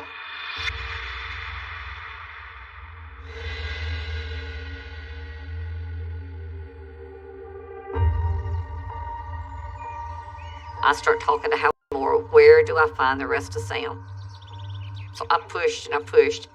Finally, Howard says, make me some pictures and I can show you where his head is.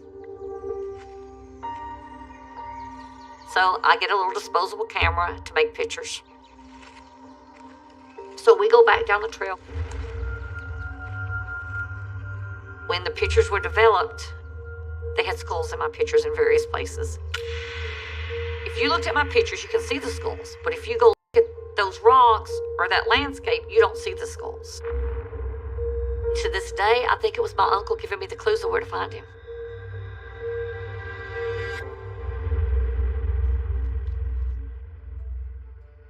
You can see a skull here. You can see what resembles a face and the pattern of the rock. Got the two eyes and the nose. See it also in the face of the big rock. You stood there beside me that day, you would see a rock. I saw a rock. But in my pictures when they were developed, these rocks had images of skulls in them. So we used my pictures to walk down the trail, and the skulls guided us to where his head was. One of my pictures, it showed a skull overlooking the path. And over here near this big rock, was Sam's head in a hole that was covered by another rock. I think these skulls appeared in my picture so that we could find his head that still wasn't at peace. That he needed his body together to be at peace. Even though I never believed in ghosts, Sam wanted us to find him. My pictures helped us find him.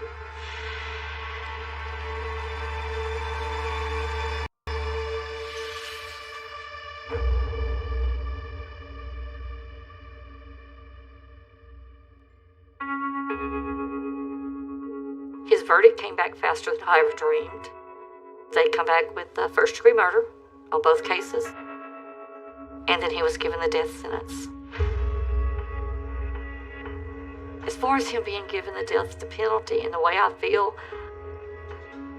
I agree with it because he kills kids, but then I was raised all my life that the death penalty was wrong. So it's a big conflict for me. I think he deserves it. And I was really struggling with the fact, here I'm raised that the death penalty is wrong, but I was a key witness in a death penalty case that got somebody the death penalty. So that's still a very hard issue that I don't know how I'm going to feel when it happens.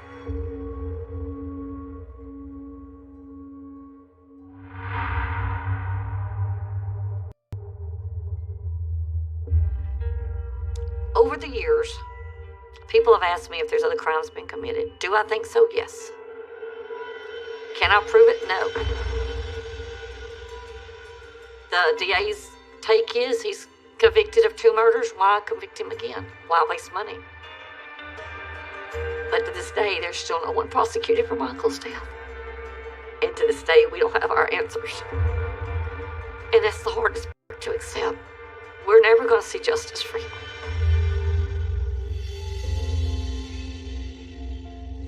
The hardest thing is not knowing. It's not knowing why, even though we suspect it was a disagreement over money. My honest opinion is Howard went up there for money and that things got out of control. I think he killed the kids because he was afraid at 15 and 16 years old. That's a secret he couldn't keep. But still, we don't have all the answers. And I don't think we'll ever get them. Unless Howard gets a guilty conscience and tells us the truth. I hope that I get the nerve before he is put to death to go ask him one more time. I don't know if being that close to losing his life, he will tell me the truth. But for me, I've got to try.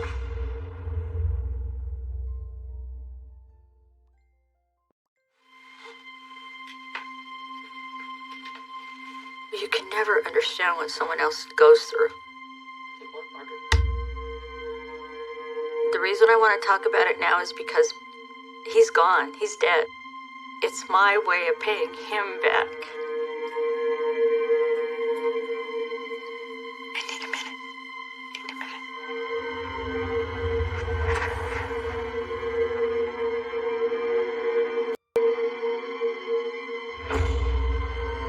I agreed to do this because everybody's so convinced that he was just an unnatural human being, that he was evil, that he was bad, and he wasn't to me.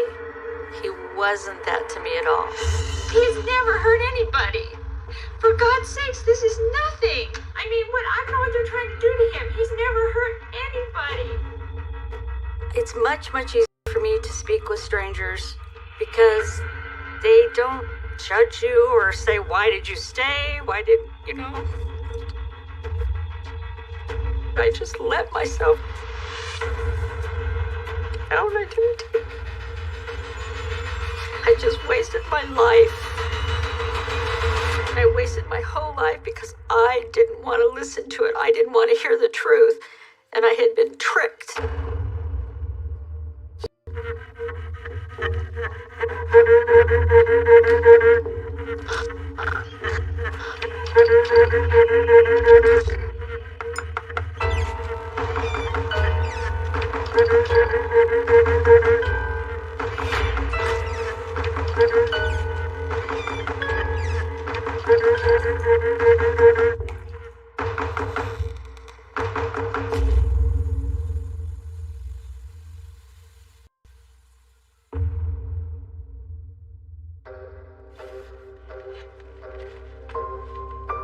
He was big, and he was strong, and he was bald, and he was muscular, and his arms were as big around as my waist.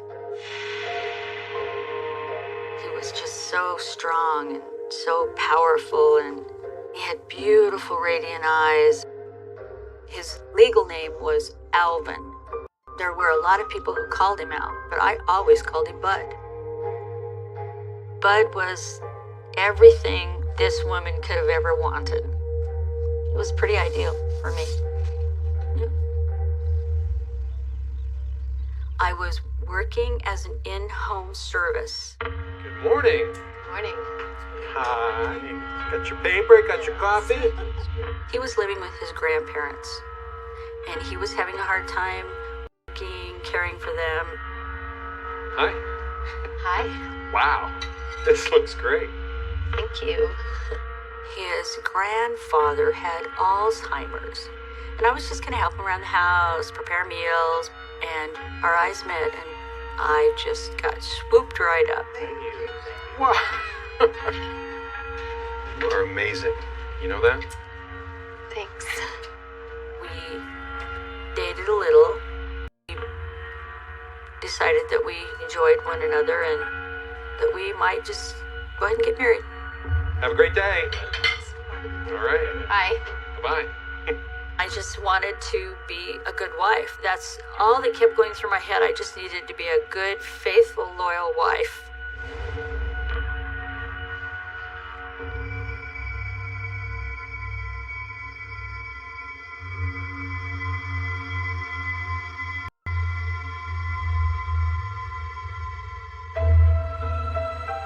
It was a very typical day at his grandparents' home before we were married.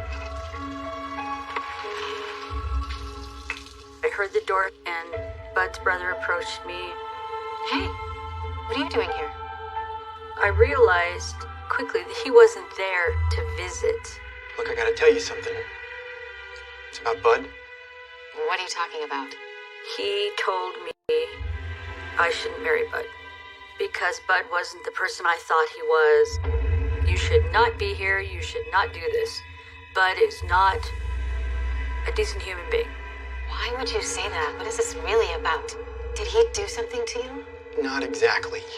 He had no proof. He just kind of said, there's a lot of things you don't know.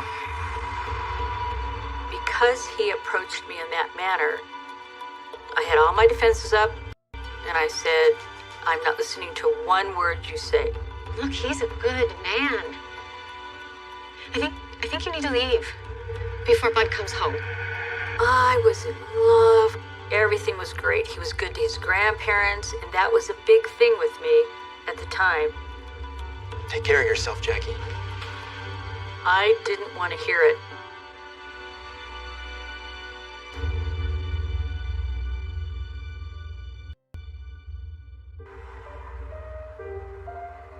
confused, and I talked to Bud when he got home from work. Your brother came by today. Oh, yeah? What did he want? He warned me not to marry you. His exact words were, he just doesn't want me living here with Grandma and Grandpa. Bud's grandparents' property apparently was always in some kind of questionable situation. Ever since I moved in to take care of our grandparents, he's been on my case. As long as I stayed there and I was taking care of the grandparents, they couldn't ship them off to a nursing home and then do what they wanted to do with the property, with the money. He had his way. They'd be out of the picture and he'd have their money. He doesn't care what happens to them. There was a lot of hate, a lot of resentment. Bud said that it was just family rivalry. I could never protect them from my family's greed without your help. Thank you for that. And Bud and I just simply locked arms and moved on.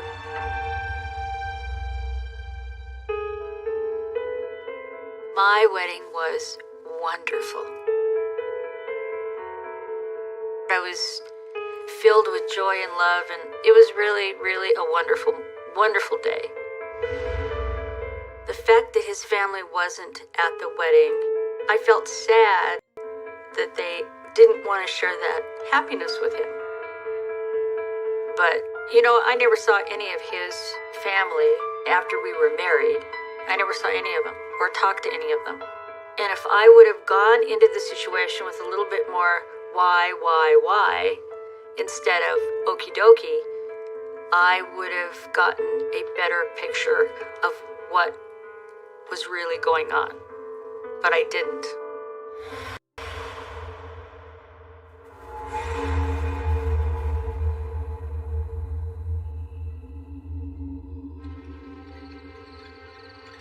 After we were married, I moved into the home with everybody.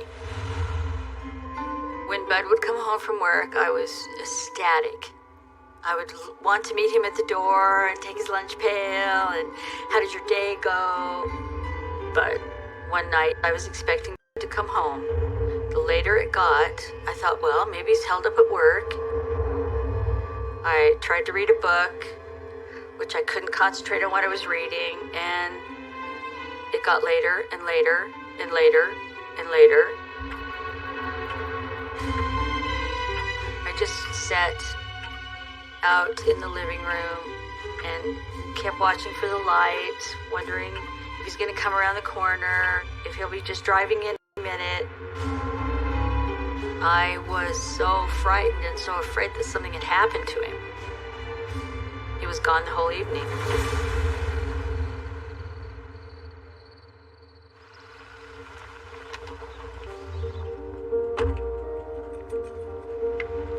It was fairly early in the morning when he came in. Hey, where have you been? I've been up all night. I'm sorry, I was out.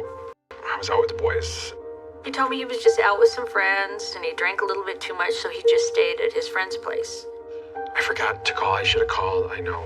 I'm worried sick. I ate it right up. I was just so relieved that he was okay. I didn't want to drive after drinking. Okay, that was smart. I'm just glad you're home.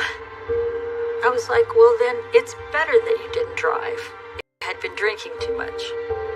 It's resolved, there's no problem, it's not a big deal.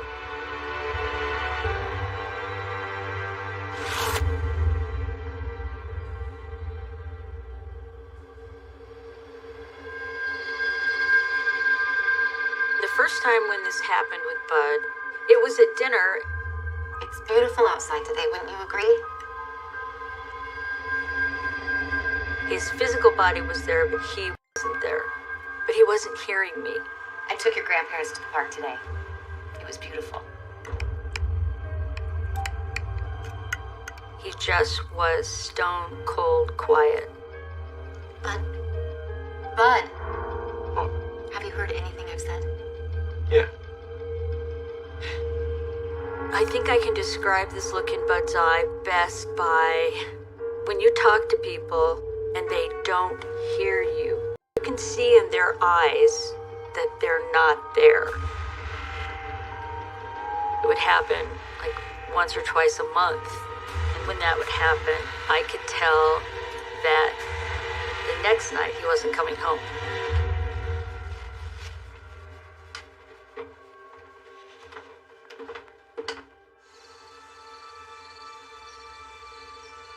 Bud would leave. It would be for something. I'm gonna go get dog food. I'm gonna go get cigarettes. And 9 times out of 10, he just wouldn't come back. But it never crossed my mind that Bud could be having an affair. He was just being a boy. He was just out with his buddies. I didn't have any problem with that at all. I justified everything.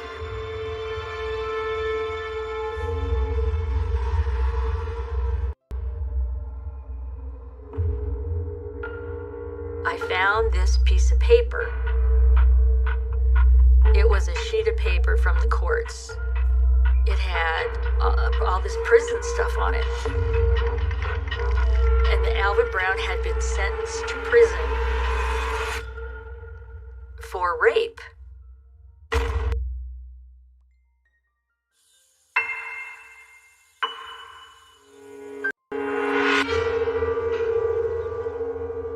I found this piece of paper. It was a sheet of paper from the courts. Alvin Brown had been sentenced to prison for rape. They originally convicted him for 6 years, but he got out in 4 years because of good behavior. It was like I was pushed off the cliff. And I left that paper on the kitchen table.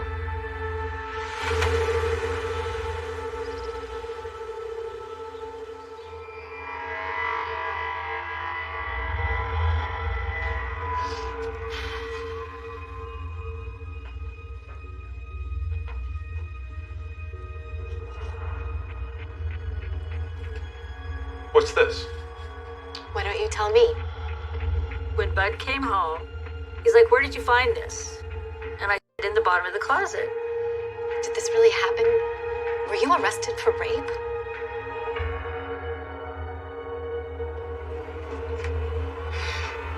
Yes. And he's like, "Well, honey, I got convicted of this, but I didn't do it. It was all circumstantial evidence. I was in the wrong place at the wrong time. It didn't happen." I thought that I really didn't know who he was. And I even said that. "Is this what your brother was trying to tell me?" And he said, "Probably." Did you do it? Did you rape that girl? No. And I know this looks bad, but you've got to believe me, they got the wrong guy. I never had any reason to doubt anything that Bud told me. Okay, then. And even if Bud had done this crime, he was punished by society in the appropriate manner, and he went to prison. He did everything he was supposed to do.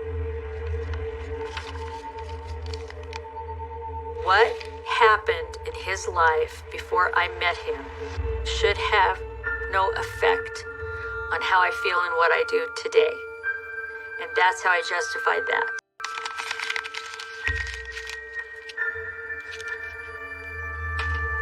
It never came up again.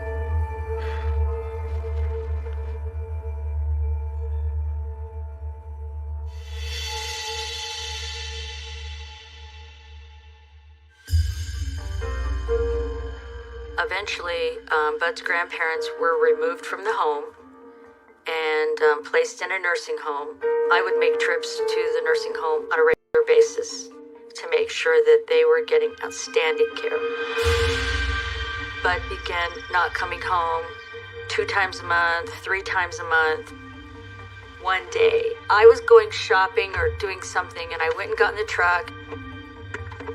And as I looked down, I noticed that there was a pin. It was a fascinating piece of custom-made jewelry. I looked at the pin, front and back, And I was somewhat confused. It wasn't my band. And so the end of the day came around. This was delicious, hon. And after dinner, I kind of put it down, slid it on the table.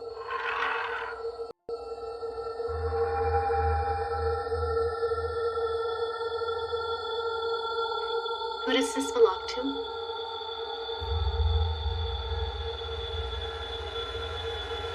And he was quick. It's my buddy's little girl. I gave her a ride home the other day. Must have fallen off in the truck. And I thought for a couple of minutes. I looked at the pen. It wasn't a little girl's pen. It was an adult woman's pen. But I think what it was is his response time was phenomenal. You want me to see him tomorrow? I'll give it back to him then. He didn't even have to think about it, and it was there. Nobody ever said another word about it. And I never found anything else. As I think back now, I'm just like, oh my gosh, had you been that gullible that you something didn't click in your head to say to you, get a hold of it, girl. Something isn't right here. Something's not matching up.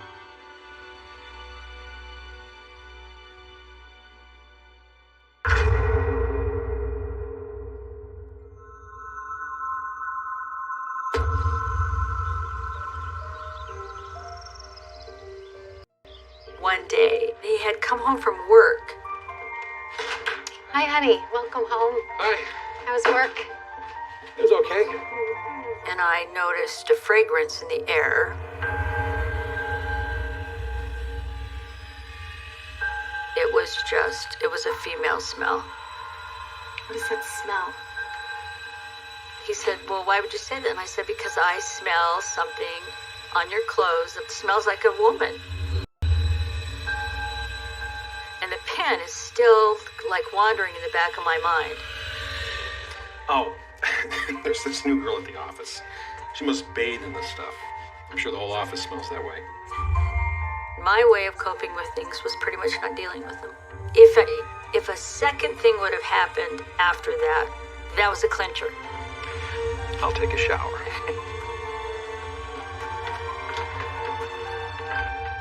But after that occasion, nothing like that ever happened again. And so again, I let it go. I let it all go. Because when we got in front of a minister, in part of the wedding statement, it said, I won't ever leave you until death, and then we'll meet again. I had a lifetime of a commitment. Not 6 months, 6 years, but a lifetime.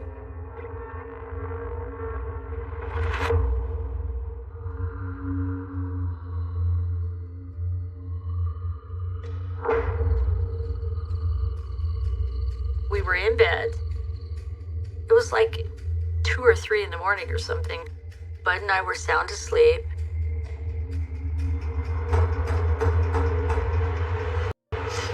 What's that? There was this pounding and beating on the door. Stay here. I'll go check it out. And so, of course, Bud got up, went to the door, and answered, and the police just come storming in. To be awoke in the middle of the night by something that startling was almost heart-stopping.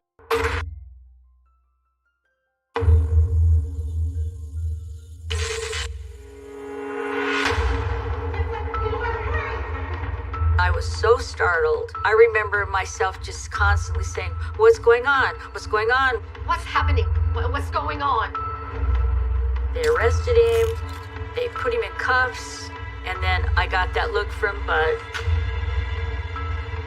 All he said to me was, come down to the jail and pick me up. And then they took him. Come pick me up tomorrow morning.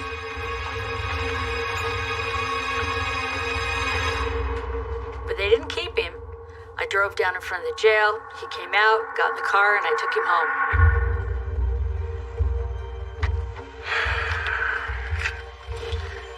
Thanks for picking me up. Explain this, Bud. In the car, I said, "What's going on?" And he said, "They're trying to get me for stealing." You don't know the whole story. What is the whole story? They like me for this robbery case. And I'm like, "Okay, did you do it?" He says, "Well, no. This is all a setup because of my old crimes, that they're trying to get me for something somebody else did." They let me go. I didn't do it. Let's go home. I was just so overwhelmed. I was like, I don't want to think about it. I don't want to have anything to do with it. We're going to continue with our day like nothing happened. But that's when the emotional separation started. From that day on, it changed me more than it changed anything.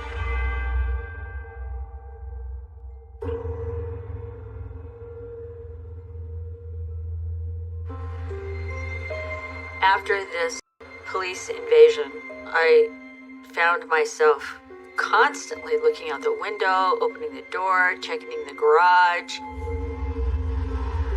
And I saw the police often. They wouldn't have their searchlights on, they would just be driving by very slowly.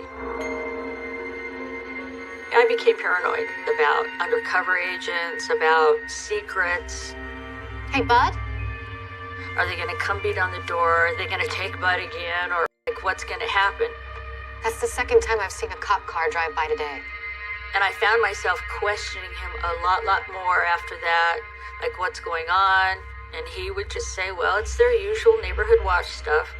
It's probably nothing. It's all in your head.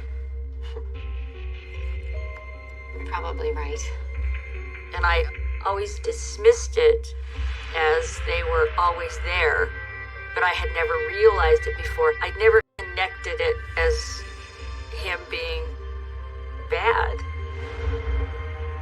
He could never be anything other than what he is to me, because I knew him, I thought.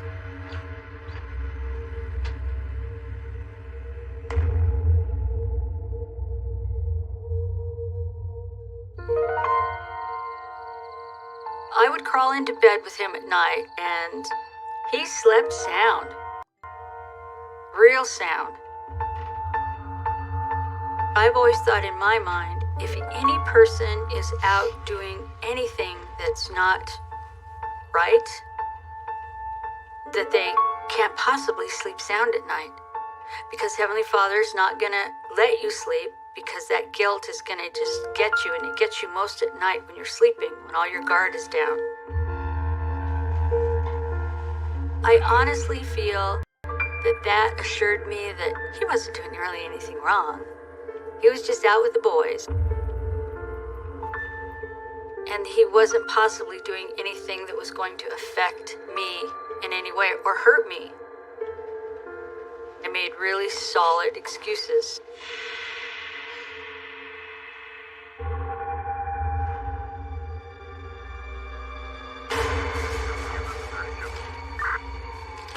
I just could not process it. I couldn't get it out of my head. I didn't want to listen to it. I didn't want to hear the truth, because I knew the right thing of what I had to do, and I didn't want to do it.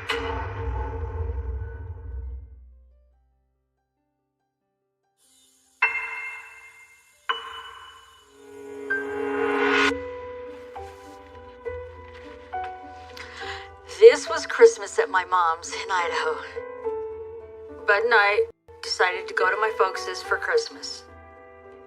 I looked so forward to this trip and visiting with my family. It was the first trip we had taken, so everybody could just get to know each other a little bit better. And he had a great time visiting and eating, with my family. We played lots of games. One time we even tried to sing. You got a new present? You ready? You ready? All right. And he showed me lots of laughter, and he had a great time visiting and eating, with my family. Oh, honey. And out of the clear blue, he just said we're going home. Jackie. Yeah. We have to go. What? We weren't going to stay the length of our visit that we had planned. I mean, it was a great trip. We had a great visit. Everything was going ideal. He said, well, something has come up and I have to get back and take care of it. We have to go now. But we just got here. He never explained. I was very puzzled. But I wasn't going to argue. That wasn't what we were made of. Okay. I'll just tell my family that you have a work emergency. So I made the appropriate excuses. Say your goodbyes. I'll pack the car. Okay. Hi, so we have to go. And so we did. We loaded up and went home. Oh, yeah. As soon as we got home, we unloaded the car, and he says, I'll be back in a few hours. I'm like, okay. I didn't question him, and we were still so in love. I was still blinded by things.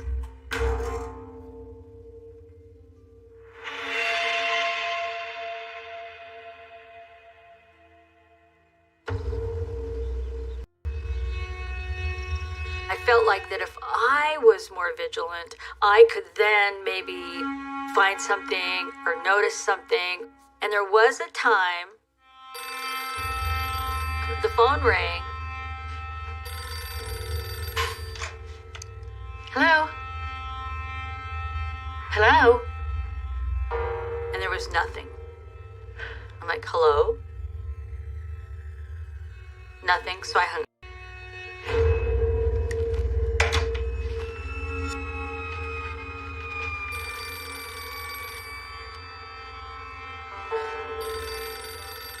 The second call came moments later.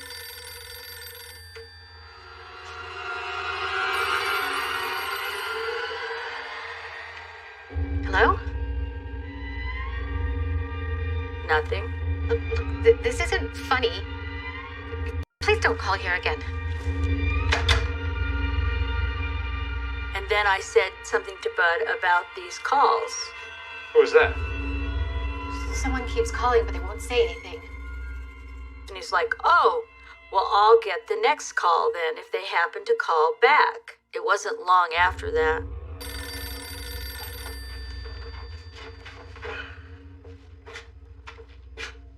Hello? Bud picked up the phone. He's like, hello? He didn't say anything else.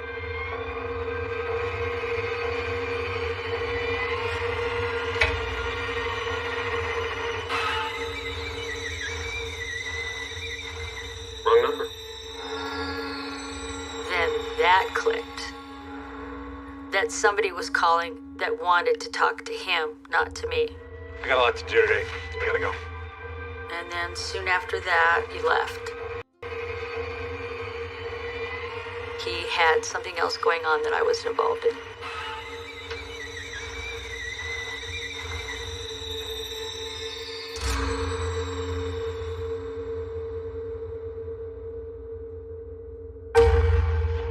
I was down in the basement, tidying, fluffing, doing what I do. I picked up the cushions on the couch.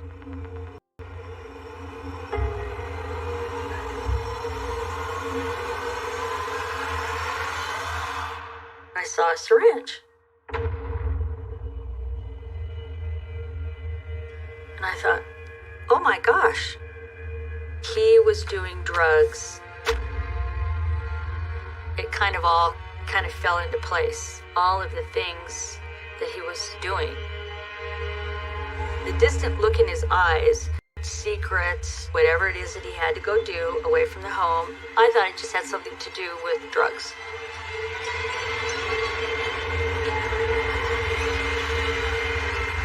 When Bud got home from work, I said, hey, look what I found. Drugs? Drugs, that's what you're doing now? What are you talking about? I found this in the basement. I said, what is this from? And he said, oh, it was from a long, long time ago. I admit I used to fool around with stuff like that, but I haven't in years. I said, no, I don't think that's possible because there's still a bit of liquid in the bottom of it. Stop lying happened to me. I thought, this is it. This is the end. I hit him with the whole ultimatum. You need help. You need to check yourself into a drug clinic, or I'm going to leave you. And I remember him just standing there and looking at me. And I just looked at him and said, get out of this house because I am done.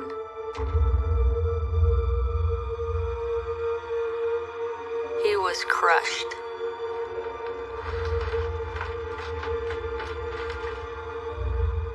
And I left. I was trying to make a point with him. I went to Washington. My folks had a cabin up in the Blues. I just stayed there for a few weeks and tried to get my P's and Q's together. But never at any point did Bud say, drugs are my problem.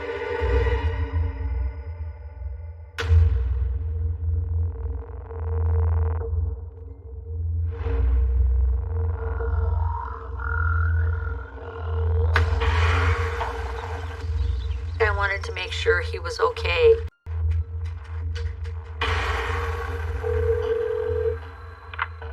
Who is this? Hello, Bud? This man picked it up and he said, who is this? And of course, me being me, I'm like, yeah, no, wait a second. Who is this? Who are you and what are you doing answering this phone? Where's Bud? I want to talk with him now. He says, well, you're not talking to him because this is the Portland Police Department and he's going with us.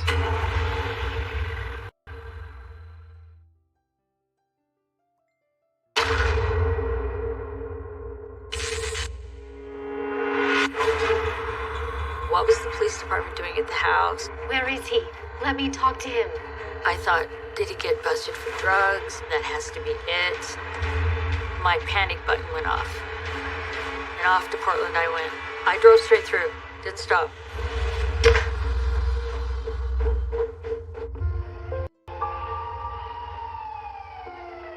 I got to the house.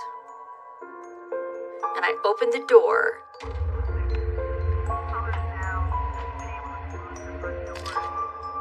There was a number of policemen. The whole house was filled with these black lights, and I was kind of freaked out because I didn't know what was going on. And then this big, huge cop came out. What is this? What is happening? Ma'am, I need you to step outside. I said, this is my house. My name's on the lease. Ma'am, this is an active crime scene. I need you to leave. Please back up. My husband. Where is he? And I'm like, where is Bud? Where is Bud? And they're like, he's in jail. And at that point, I realized this is not good.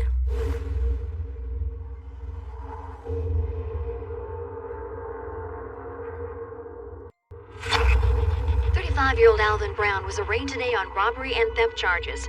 Brown allegedly picked up a woman, drove her to I-5 and Southwest 22nd, took her purse and forced her from the car.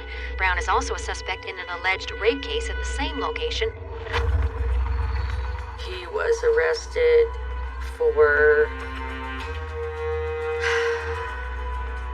throwing this woman off of a bridge. But she didn't die. It actually wasn't too long after we had separated. I saw him in jail, but said, I didn't do this. I didn't hurt this woman. But there's more. 10 years ago, Brown was convicted of raping a 15-year-old girl in Southwest Portland. A month later, 4 women were killed within 30 days of each other. 17-year-old Kimberly Stevens, 17-year-old Melania Christ, 31-year-old Noreen Davis, and 57-year-old Sheila Burnett. Detectives working the cases believe Brown is their killer.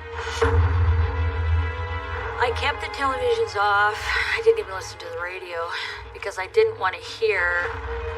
It was all this negative stuff. I wasn't going to listen to any of that crap. Nothing.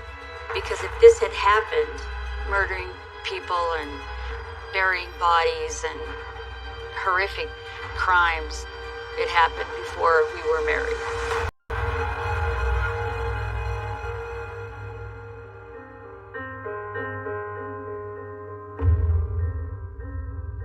My life during that time was very, very difficult.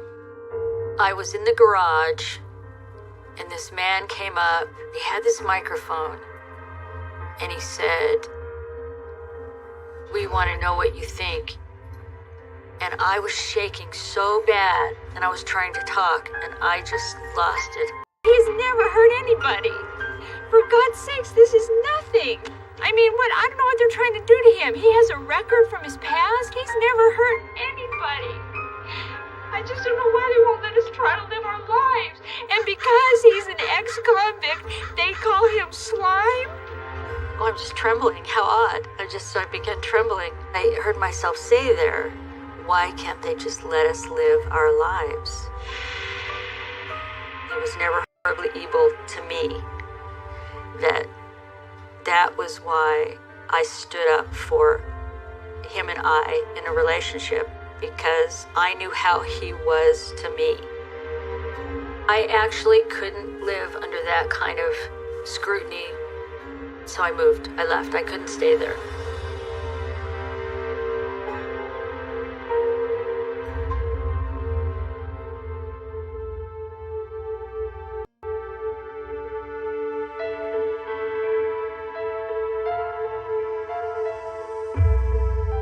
But some family members were like, "Well, didn't you know?" I'm like, "Know what? Suspect what?" There was nothing. Bud was never aggressive with me. He never yelled at me. It wasn't who he was.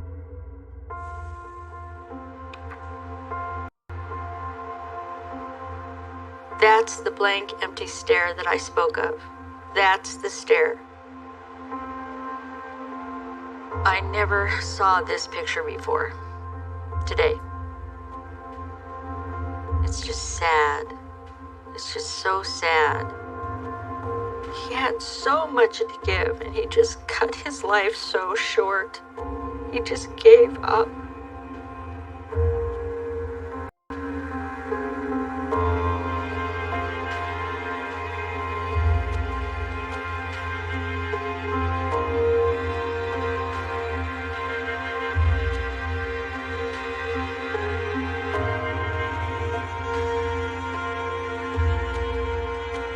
I was always his wife as long as he was alive. I was never let out of my bond until he died. My commitment to him just was always there. In God's eyes until death.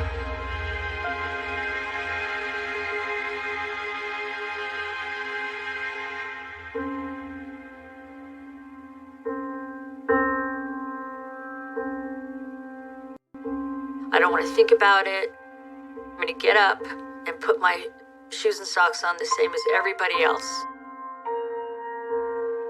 That whole experience with Bud, for me to put it into a process where I can live with it, I have to keep it a certain way. In my head. And I keep happy pictures of him and I. I keep happy things of us. When he was there, he was a good man to me. He was a good man to me. He was a good man to me. He was a good man to me.